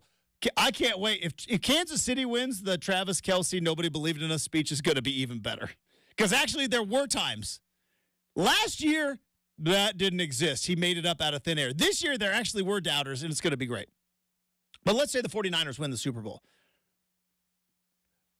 Are we going to see, with the quarterbacks coming into the league, from Caleb Williams to Drake May to Jaden Daniels to Bo Nix to Michael Penix, right? Are we going to see now a slew of GMs try to copy the 49er model, which is find a quarterback who played a lot of snaps in college? Because that's the other thing. Like, Purdy was there for, 5 years at Iowa State? Felt like he was there forever. But he played a lot of football. Find a quarterback that played a ton of college football snaps, draft him, start him, pay for everybody else. Like that. Now, you can do that when you got Brock Purdy, because I think he's still, I'm not saying he's the next Tom Brady. That's absurd. He's not. You can't deny there's something special about him. The kid's got moxie, right? He did not crumble in any big moment in the last 2 years. He blew up his elbow in one, but he didn't crumble he's down 17 and stayed within the system and all. He led a comeback The It thing helps when you have Christian McCaffrey, but like again, everybody's got weapons. So I think there is something special about you can't win that many football games and not be special. You just can't. the problem is he's going up against the guy who is the next Tom Brady. So That way, but what I'm saying is, if we're just in a vacuum looking at Brock Purdy, it'd be real easy. Like, find a quarterback in the 6th round, play him, and pay him $800,000, and then pay everybody else. And it's like that only works with that guy. yeah, and I That think only works with that. Like, it doesn't work and I got to because you could go find a guy in the 6th round, and he might not have the moxie. Yeah, and I'm going to give credit because Justin, I know 6 rounds much different than the 3rd, but the Seahawks already did this, and they did it a decade ago. You did it with Russell Wilson in the 3rd round. Exactly. And I know 3rd is not 6, but the money's really not all that different. You're No. talking maybe $1 million, maybe $1.5 million. And they were able to pay not only, but they paid Marshawn Lynch, Yep. they paid Cam Chancellor, Yep. they paid Richard Sherman, they paid Earl Thomas. Yep. Couldn't pay Earl Thomas again, then he broke his leg and flipped everybody off. Almost flipped Well, off. yeah, that was- I almost flipped off YouTube. Sorry about that.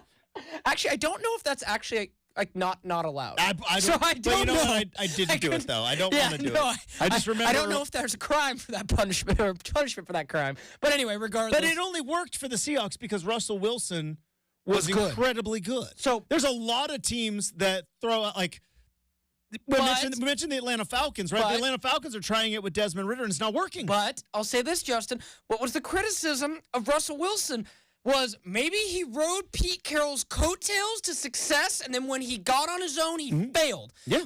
The narrative could exist for Brock Purdy, It could. too. It Very could, but it much. was the same. But it was also the same narrative for Pat Mahomes. But he's never had to play anywhere else. I know, but Like Brady did and, won a Super Bowl. he did COVID Super Bowl.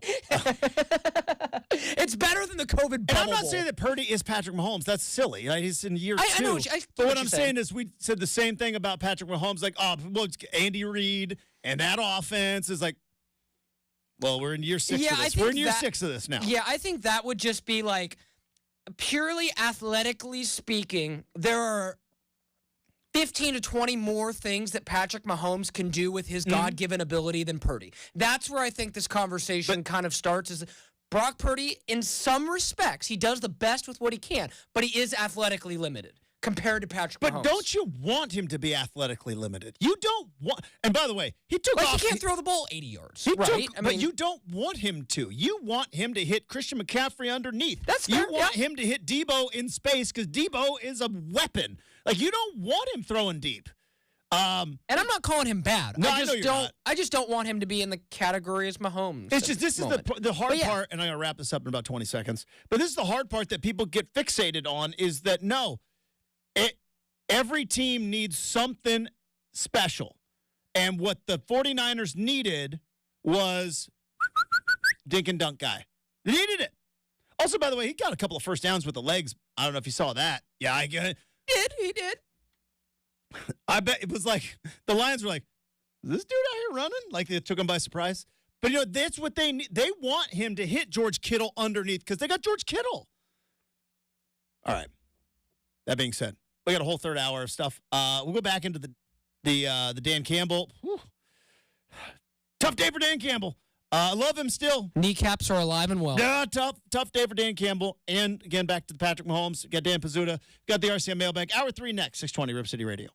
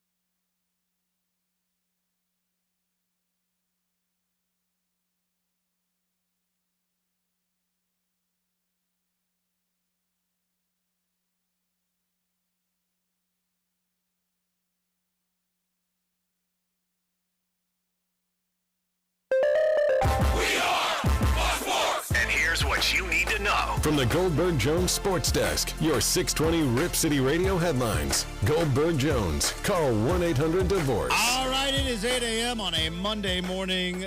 Justin Myers with you. The Super Bowl is set. 49ers and Chiefs heading to Las Vegas in just under 2 weeks for the Super Bowl. San Francisco overcomes a 17-point deficit at halftime to defeat the Detroit Lions 34-31. Meanwhile, in the AFC, Patrick Mahomes and the Chiefs lock down Lamar Jackson with a couple of turnovers en route to a 17-10 victory. Portland Trailblazers fell to the Chicago Bulls 104-96 at Moda Center last night. Tough night shooting for the boys, but got to bounce back because tonight the Philadelphia 76ers are in town. Also, there's a pretty big game on Wednesday looming. I don't know. We may talk about it coming up on the big show. In 20 minutes, Dan Pizzuta is going to join us to talk about what happened yesterday, both in San Francisco and in Baltimore, and look ahead to the Super Bowl on the way. But Hour 3 of RCM starts right now on 620 Rip City Radio.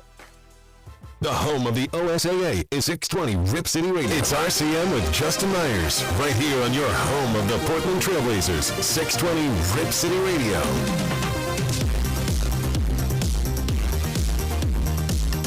I talked about this last hour. I talked about this in the first hour, and I'm going to talk about it again in the third hour. Welcome, by the way. Welcome back to the show. If you've been listening all day, appreciate it. Thanks for hanging out with us. If you're just starting your day, good morning.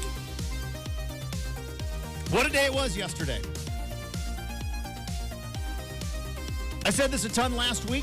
We live in a world of narratives. We live in a world of storylines. We live in a world of rankings. Is this the greatest we've ever seen? Because instantaneously, we have the ability now through social media to throw out an opinion in 5 minutes into a game. That's not always the smartest thing to do because the game can change on a dime, like when you don't kick a field goal up 14 in field goal range, and then all of a sudden, boom, pop, beep, you're only up 7, and then you fumble the ball.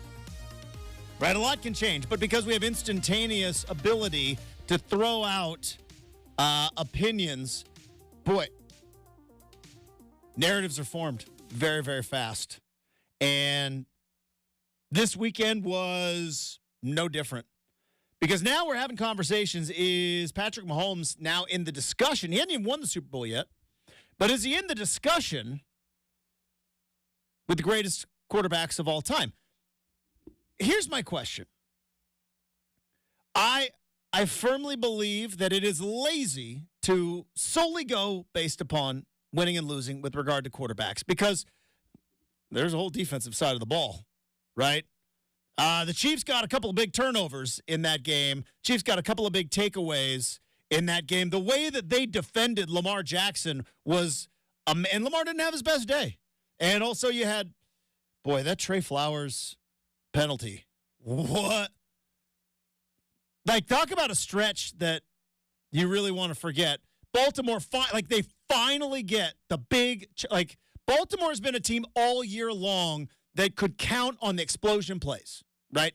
Explosion, whether it's Lamar's legs, whether it's extending, but explosion plays, and boom, and they finally get it, and Trey Flowers gets up, spins the.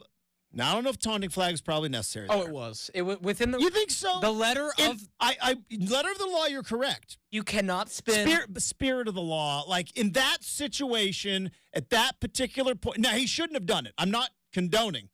I do not condone, even though spinning the football is awesome. No, that's fine. It's the looking down. Yeah. That's what it is. You cannot stand over a player. I thought it was just. If I could give my Tony Romo, I thought it was. Yeah, Jim. I don't know, Jim. That's pretty accurate. $100-some million. When it happened live, I'm like, I go, that's going to be a penalty, and it was because like when you looked at it and saw, you're like, dude, and then. Again, it was both a dude to the ref and dude to Trey Flowers. Like, I don't know. I thought Zay Flowers. Zay Flowers. Yeah, Why do I call him Trey Flowers? Trey Flowers is a player, defensive player. Sorry. Yes, I was like Zay Flowers. Yes.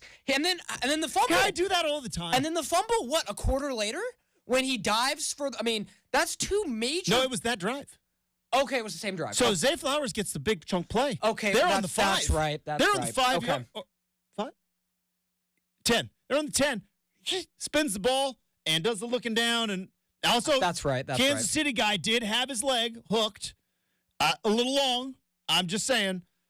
So boom, and so it was a chunk play, and then boom, back it up 15. So then they were at the, I think they're at the 25, and then they still get back, and here comes Flowers again, and That's tough. He's having a tough day. Talk about like never learn, like you never learn. There are so many constant changes in the game of football.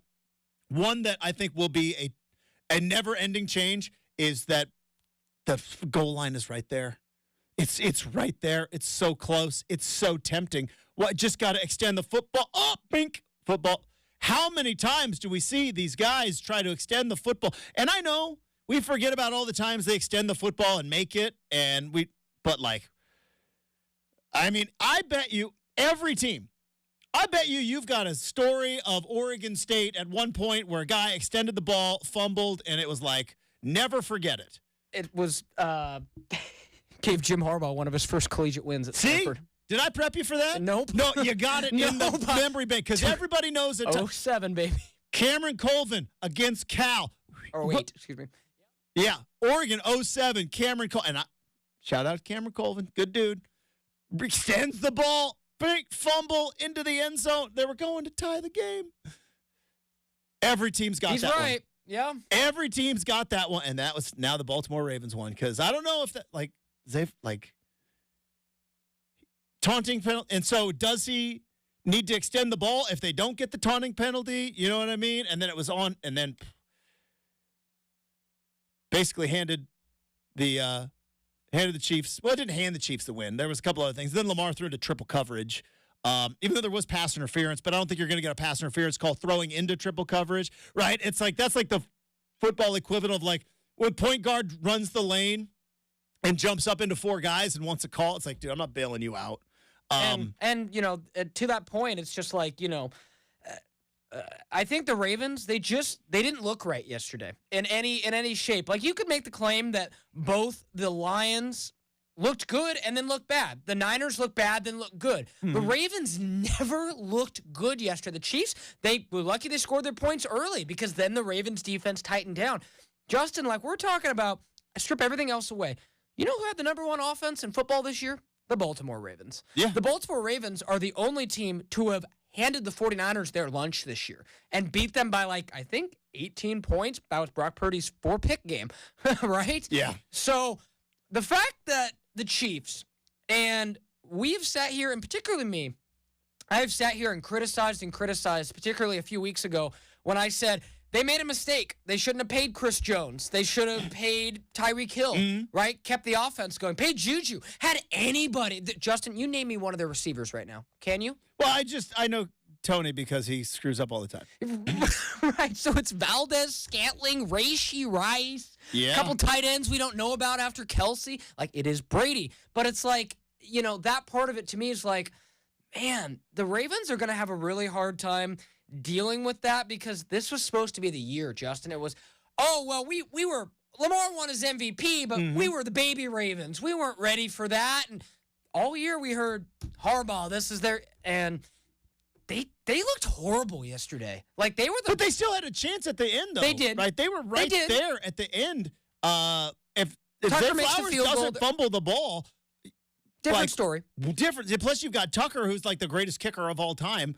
Right? So, you had your shot. It just, you could see a handful of times that Lamar, and whether that was what Kansas City was throwing at him or not. But, getting back to what you said, kind of talking about with the Lions, we'll be back, right? That's why it's so frustrating. Because you're the Detroit Lions. You're up 14. You got a chance to kick a field goal and go up 17 to get to the Super Bowl because it's real easy. It's real easy when you're in the NFC title game up 17 or up 14 and you're like, well, and then all of a sudden it collapses and it's, the 49ers are a wagon and they were the odds-on favorite. You were on the road and to think, okay, well, we'll be back. Yeah, you might not be. That's where the Dan Campbell criticism is, I think, valid. I see all the points of, look, he got them there. He changed the culture of the Lions. The way that he coaches got them there. Understand it. But you had a chance to take a 3-possession lead in the second half of a championship game to go to the Super Bowl. I could live to be 114. And maybe I will. Modern science is doing some crazy things. Maybe AI is going to fix that. But I'll never understand why three times. 3 times in that game. And let me just preface this. I'm not a head coach, and I have always I've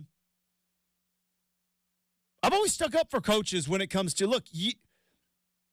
the amount of things that have to go right just to be able to get a head coaching job is astronomical.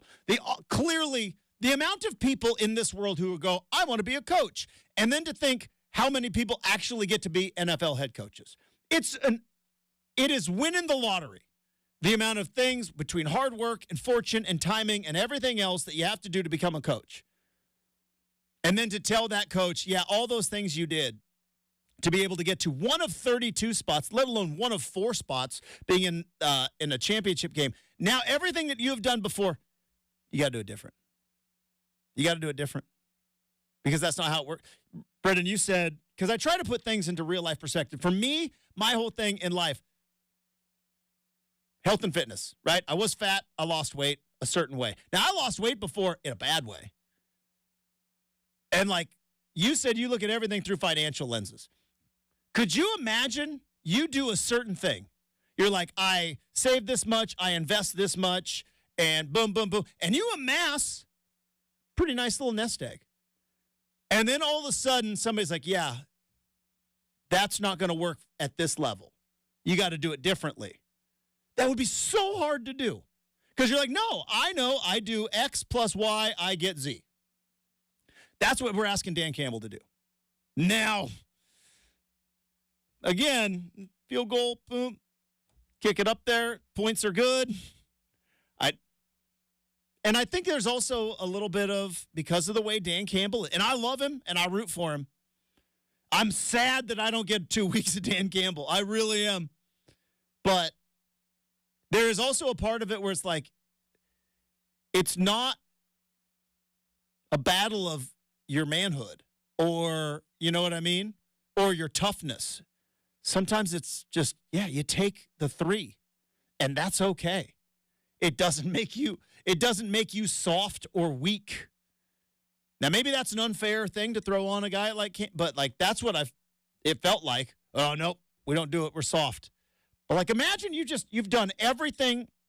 If you were at a fairly successful place in your life and you've done everything a certain way. And then at one point you're like, you got to do it different. It's like, but I got here doing that. Yeah, but here is different. Now you got to do it different. Billy Beane learned the same thing. Billy Beane learned the same thing in Major League Baseball. I created this team, and then guess what? You get to the postseason, and it's not 162 games anymore.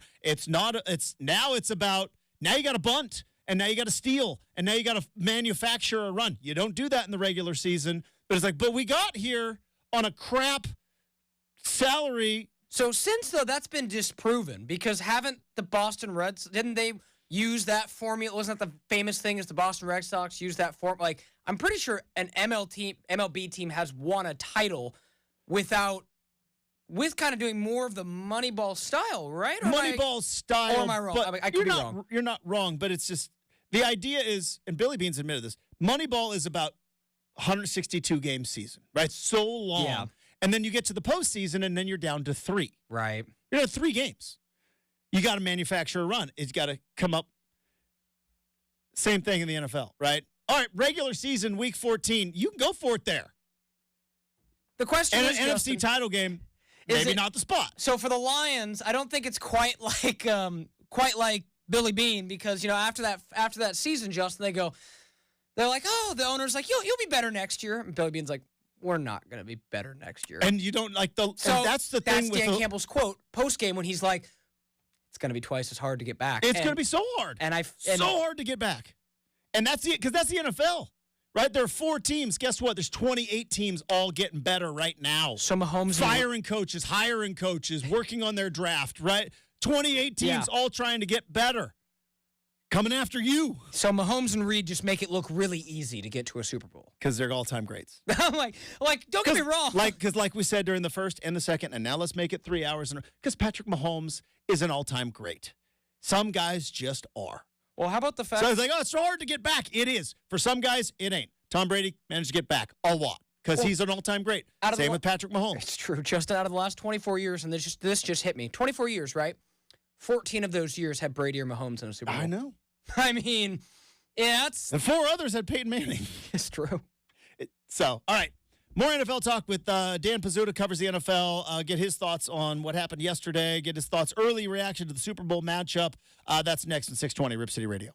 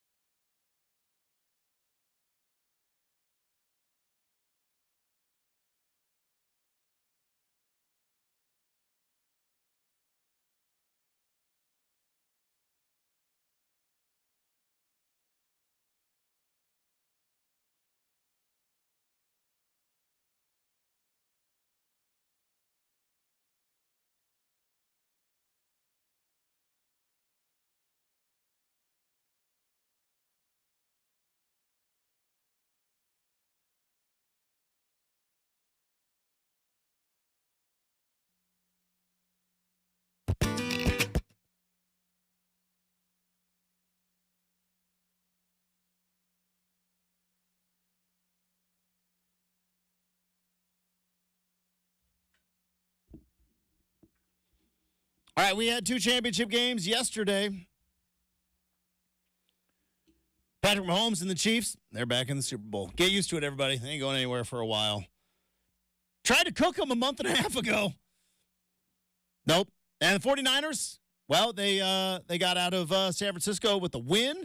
They didn't have like 17 injuries like they did last year, so they're now headed back to the Super Bowl. So we have got a rematch of the Miami Super Bowl a handful of years ago. 49ers, but this time they got Brock Purdy, and now the Chiefs with Patrick Mahomes, and we are now set. Joining us to take a look back on the day of football yesterday and look ahead to the Super Bowl and to the coaching decisions that are still out there. Seahawks still don't have a coach, by the way.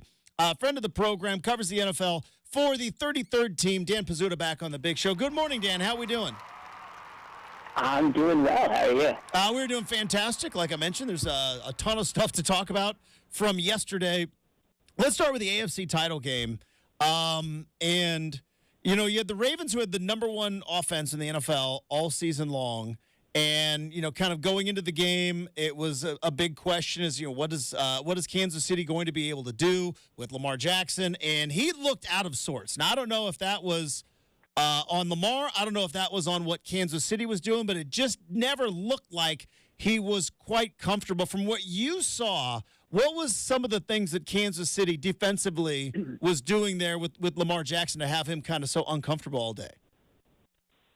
Yeah, it was a little bit of both. I think Kansas City had a really good game plan. I think they were down Willie Gay, who I think was going to be their kind of middle of the field spy type of linebacker. So what the Chiefs did instead of that was they came out very defensive back heavy, which is not something they do very often. About 40% of the plays they had 6 or more defensive backs on the field. So that was really good in keeping everything back. They were really good at defending the intermediate area of the field, where Lamar Jackson was one of the best, if not the best, intermediate throwers in the league this year. So they were able to really cover everything in that area, which forced them later in the game to push the ball down the field. But then at the line of scrimmage, they still kept a lot of players in the box. I think the Ravens were using a lot of RPOs. I know there was a lot of talk that they got rid of the run early. I think that was kind of because they had some RPOs called and they had looks that kind of made them pass. So there was a lot of that too. I think the defensive line was really getting through Baltimore's offensive line. So just kind of a lot of that just kind of put all together, really put a picture that was really hard for the Ravens to do a lot. Yet they still moved the ball. This was the 3rd most yards per play the Chiefs gave up all year. And then there was just a lot of just bad mistakes that the Ravens kind of shot themselves in the foot. There was a touchdown that ended up in a fumble. I think the interception to Isaiah Likely later in the game. These were all places where the Ravens, could have scored. They were moving the ball and then just kind of shot themselves in the foot a little bit. So it was a little bit of everything just combined to be kind of the worst possible outcome for the Ravens in this game. All right, let's go to the other side. Dan, I'm going to ask a dumb question, and if you know this show at all, this is not a new thing. But I'm going to ask a dumb question because I look at Kansas City, and obviously Patrick Mahomes is an all-time great, but doesn't really have a ton of guys to throw to except for one, and that's Travis Kelce, who may be one of the greatest tight ends of all time.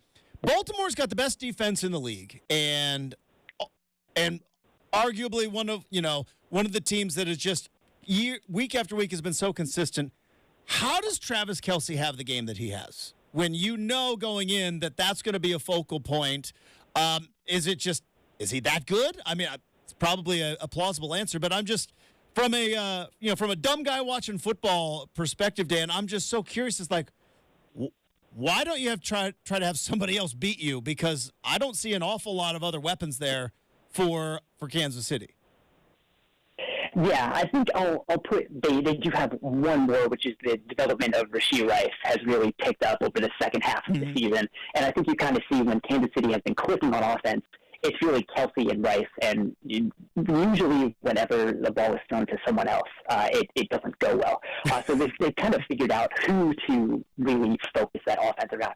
And for Kelce, this is it's an Andy Reid coach team that is just going to figure out how to get these players into a good position. And the thing with Travis Kelce is, he didn't have as good of a season as, he might have in the past.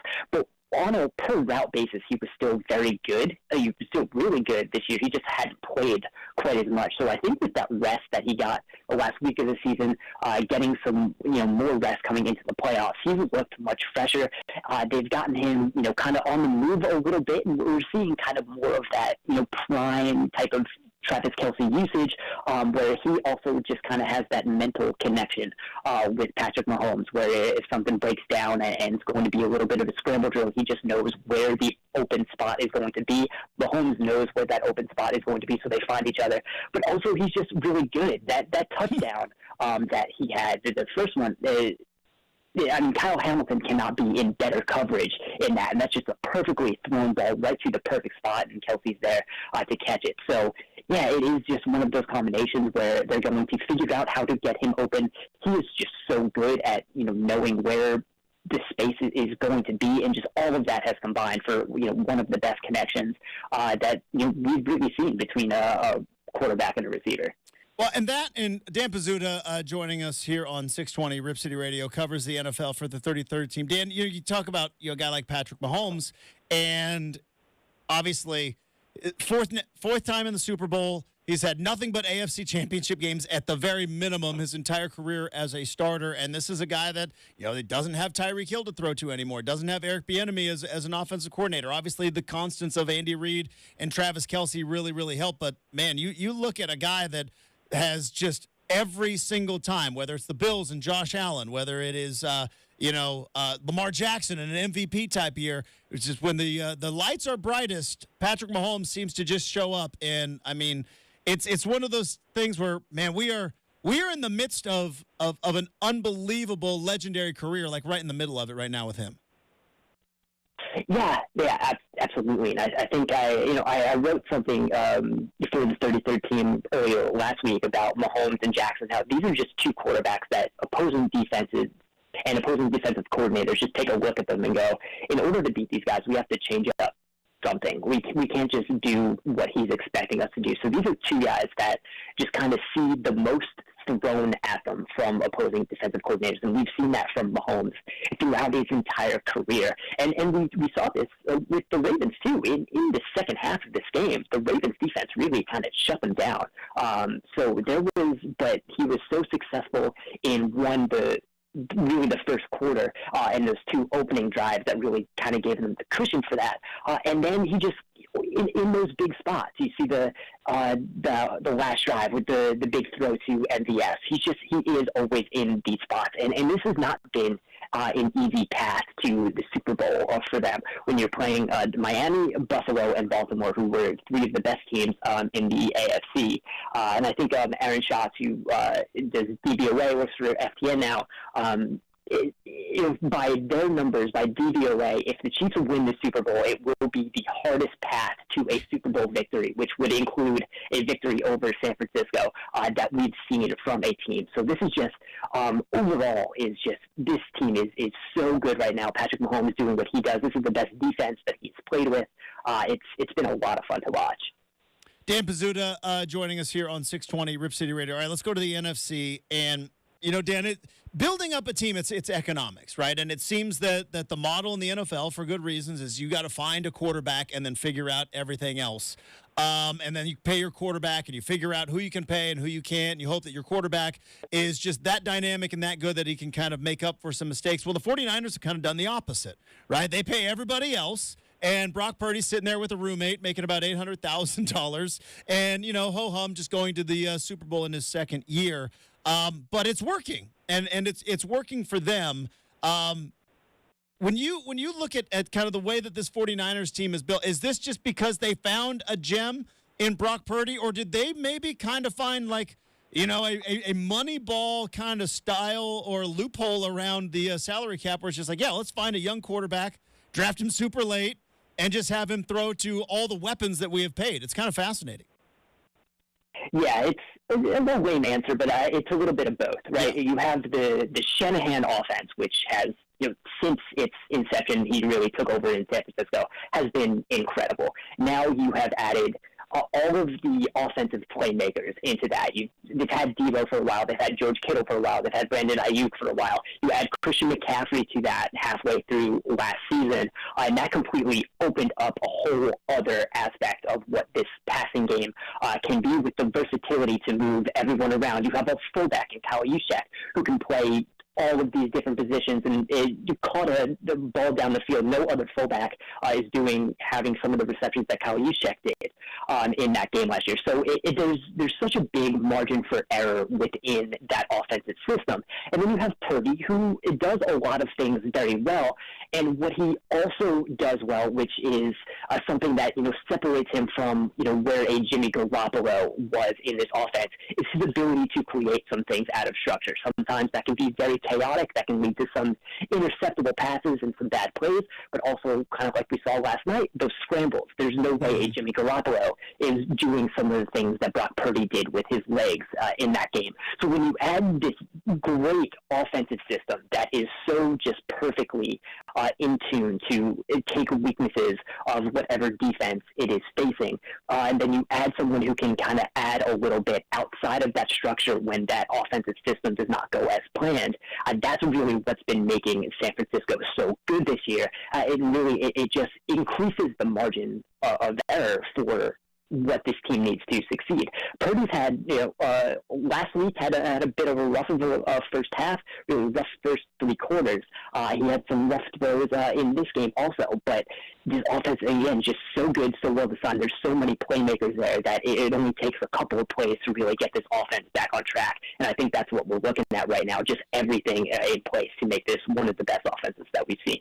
Dan Pizzuta, who covers the NFL for the 33rd team, is joining us here on 620 Rip City Radio. All right, Dan, the 33rd team, you guys say you want to change the way that we see the game. I am a confessed grumpy old man, all right? I understand the new world that we live in with statistics all around us. You've already mentioned, DVOA. I don't know how that is calculated, but I know it's in our world. And so it kind of became a thing in the wild card weekend with Tampa Bay, and everybody had to sit and argue about, did they go for two? Why would you go for two? The 14 points and all that. And then now here we are, third quarter, Detroit's up 14, 47-yard field goal is what it would have been, but it's 4th and 3, and then they decide to go for it, and then they decide to go for it again with maybe a potential chance to tie the game. I know that on your Twitter feed, you were saying that it's not exactly as cut and dry as the couch coach that I was yesterday. So kind of help me through this, because I look at it and go like, why on earth are you not taking the points? And I know you said there's maybe a little more layers to this. Sure, there are a couple more things. And I think it starts with kind of where Detroit has been up to this point, right? They have gotten into this spot where they were at that point up 2 scores, possibly going on 3 in the NFC Championship game, because they have been aggressive in these spots. No team has gone for it more on 4th and 3 or less than Detroit did this year. They had a 75% conversion rate, which is exceptional. Usually, sometimes you're around, a lot of the numbers where you are kind of looking at some of these models will expect you convert about maybe 50% of the time. The Lions are extraordinary at some of these short yardage situations, and that is where they've been the most aggressive. So when you look at kind of what their philosophy has gotten them to this point here, you also look at the field goal, and I think a lot of people are talking about taking the points, you expect the field goal to be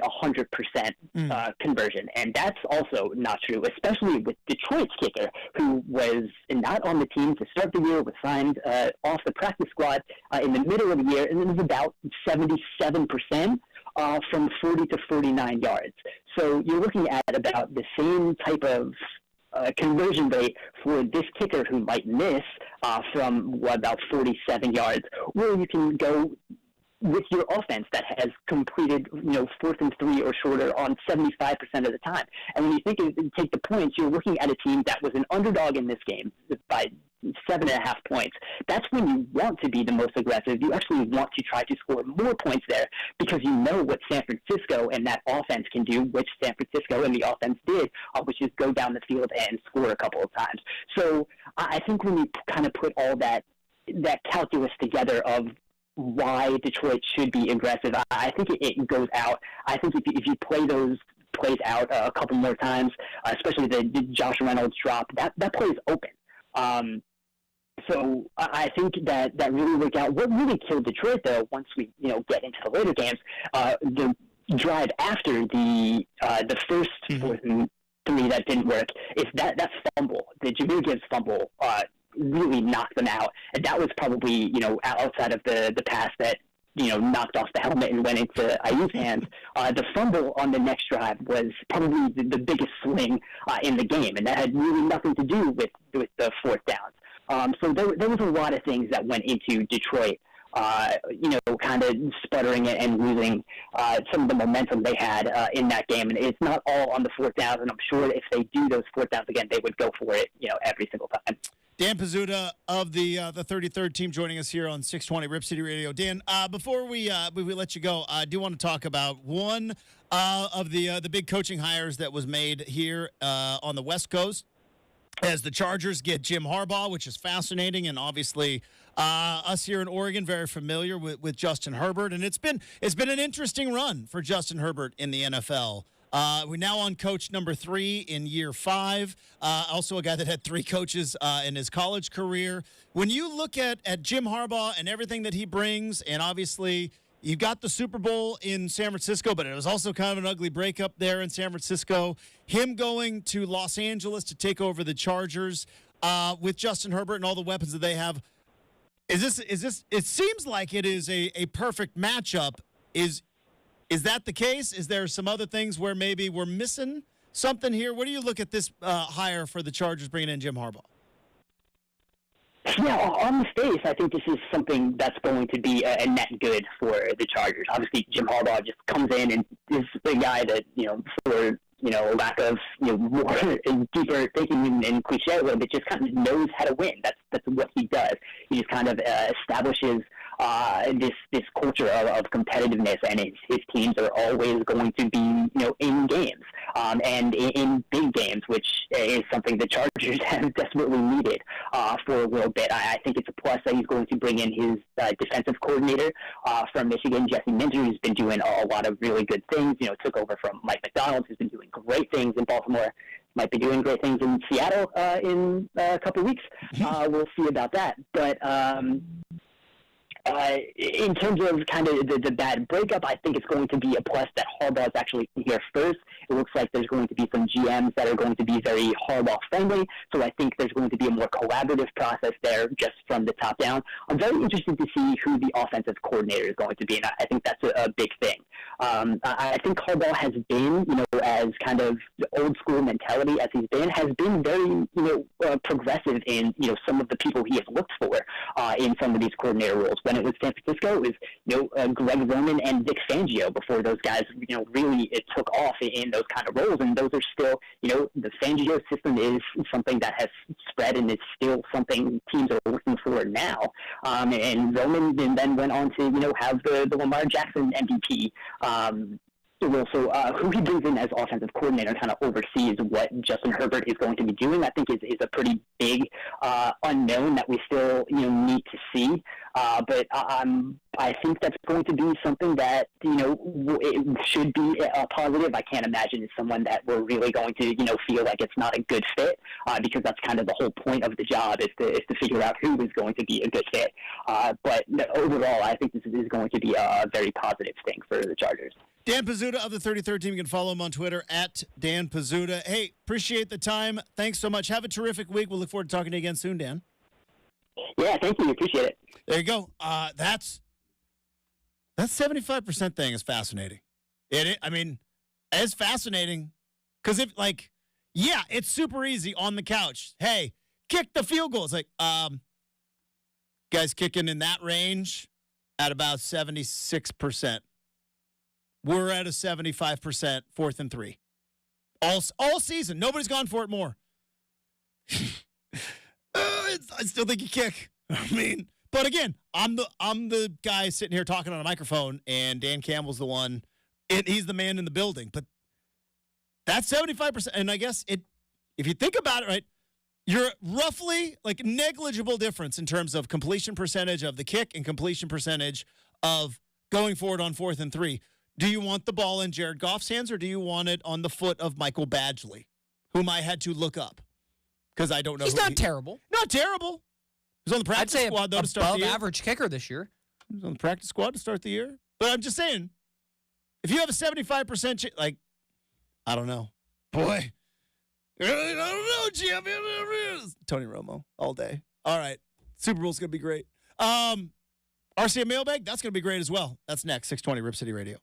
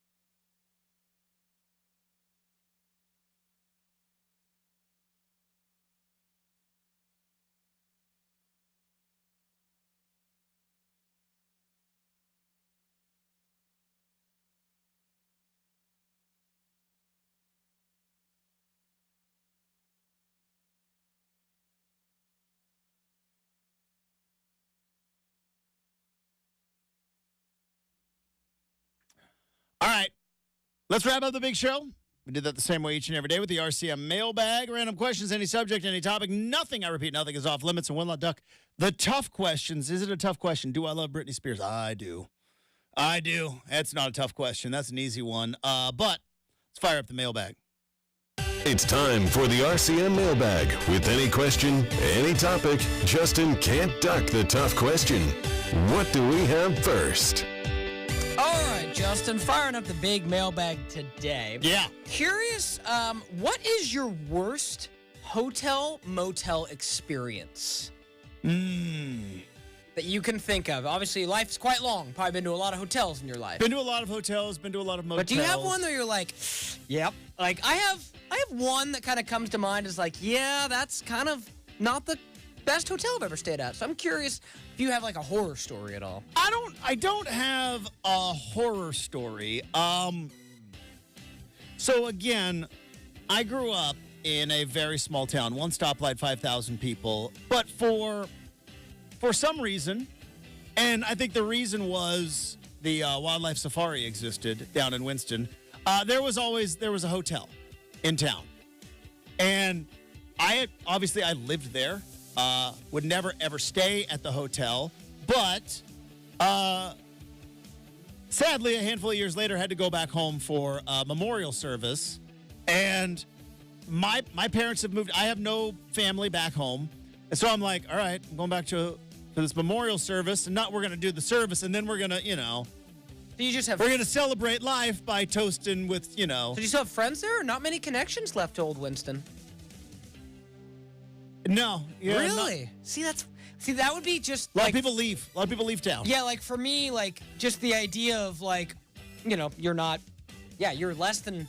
You're what? Now in my 20s, I did. No, but sure, but like just you're what, 15 years older than me, give or take. That's just off the top of my head. I think you're closer to 20, I think. But let's say 15. Regardless, like the idea, like for me, like sitting in your shoes years later and being like, yeah, I'm not really tight with anyone in that kind of is a bit of an interesting kind of thought for me to kind of wrap my brain around, So not like it probably could happen to me too, but just interesting for me to wrap my brain around. So went back for memorial service, and I'm just like, I'm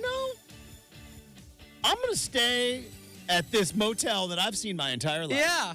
Never once thought I'd ever. I'm like, why not? And it was just me. Kelly didn't come back with me. It was just me, and I'm like, and it was like, one, I'm amazed, like hotel's still in business. And two, I was like, glad this is one night. Glad it was one night. Had to throw the shade on your hometown hotel, huh? It's not you asked, and I'm just saying. I think there's a reason why. There's, one place to stay. So yeah. It was weird though, because I was back home. So what was where I'd always stayed at my house that I grew up in, and it's like that doesn't exist. It's there, but they're not gonna let me stay the night. You just go knock. Yeah. Hello. Hey, can I stay in my? Used to live here. I'm just gonna crash real quick. That's my bedroom, so I'm gonna go ahead and crash there. Cool. It's like, oh wait, you have someone living in there? Nah. So it was kind of weird, but yeah. That is interesting. So okay, and it's like an old, small town like motor lodge. Yeah. So for someone who whose family stayed with Grandma and Grandpa in Eugene when we did the journey down to wildlife safari, because we made that journey many times. Yeah. Old Papa Slaughter, man, he sure did like going to wildlife safari. It's a great attraction. I'd say by about it's the jewel of the state. I'd say by about the third or fourth time, I kind of saw what I needed to see. But Dad loved it, and it's the best. Justin, me, again, think about this in your head. I'm the oldest. So every time there was another kid that was old, it was, they haven't seen it yet. Going back. Brenden had to see it. Did you ever get to ride on an elephant? I don't. Were they still doing that? I don't. I know they stopped taking. Yeah, I know they stopped taking pictures in remember, the 80s with the cheetahs. Yeah, the only thing I remember is riding around on the little train that went all the way, like the little tiny train, but not an elephant. Oh, but that doesn't mean they might not have still. Dude, I rode an elephant, but like a champ. Not as comfortable as you'd think. Yeah, pretty uncomfortable. But all that to say, Justin, as for a dum-dum like me that doesn't know Winston super well, if you were going to do that now, Yeah. what are your options for staying? Would you stay down at like Seven Feathers in Canyonville? Seven Feathers is a bit of a trek. Would you go up to Roseburg? Probably. Yeah. So that's the closest. Yeah. Roseburg would have like a nice Best Western or something. There's a couple in there, but yeah. See, I'd head down to the casino, man. Give me Canyonville. Yeah, then there Give me is- Canyonville. That's about 10 miles south. Not too bad. But yeah. The wildlife safaris, like I told my wife about how the cheetah was like our thing, and we used to take pictures with the cheetah, and like she believed me, but I think in the back of her mind was like, no. And then like I found a classmate of mine who put up a picture of the cheetah picture, and I'm like, no, see, this is what we did in the 80s, and she was like, that is insane, like toddlers, toddlers sitting there, cheetah, not chained, no, a leash. Hey, That's it. Siegfried and Roy hadn't happened yet. Just a leash. So, Tigers too. Again, we all thought they were Siegfried and Roy. So it was all good until it wasn't, Justin. So luckily you're here with all your limbs. So anyways, so now like when I hear about, oh yeah, we go on the trip, it's like, no, unless you are taking a picture next to a wild beast or mounting atop and riding an elephant. It seems like it's all gone downhill. That seems like a very wide sitting stance, Justin. Like a camel seems easier, if you get what I'm getting at. Yeah, I don't need to do the splits. It is, but also like not a lot of padding. Makes sense. Because it's an elephant has got a big spine it is a massive right animal. up on you. Yeah. All-time mailbag. Still a cool spot, though. Shout out, Wildlife Safari. Kayam the cheetah, forever. Forever in our hearts, Kayam. Miss you. Miss you. All right, that's going to do it for the big show. Thanks to Dan Pizzuta. Thanks to super producer Brenden. Thanks to all of you. Have a terrific Monday. We're back at it tomorrow morning, bright and early here on 620 Rip City Radio.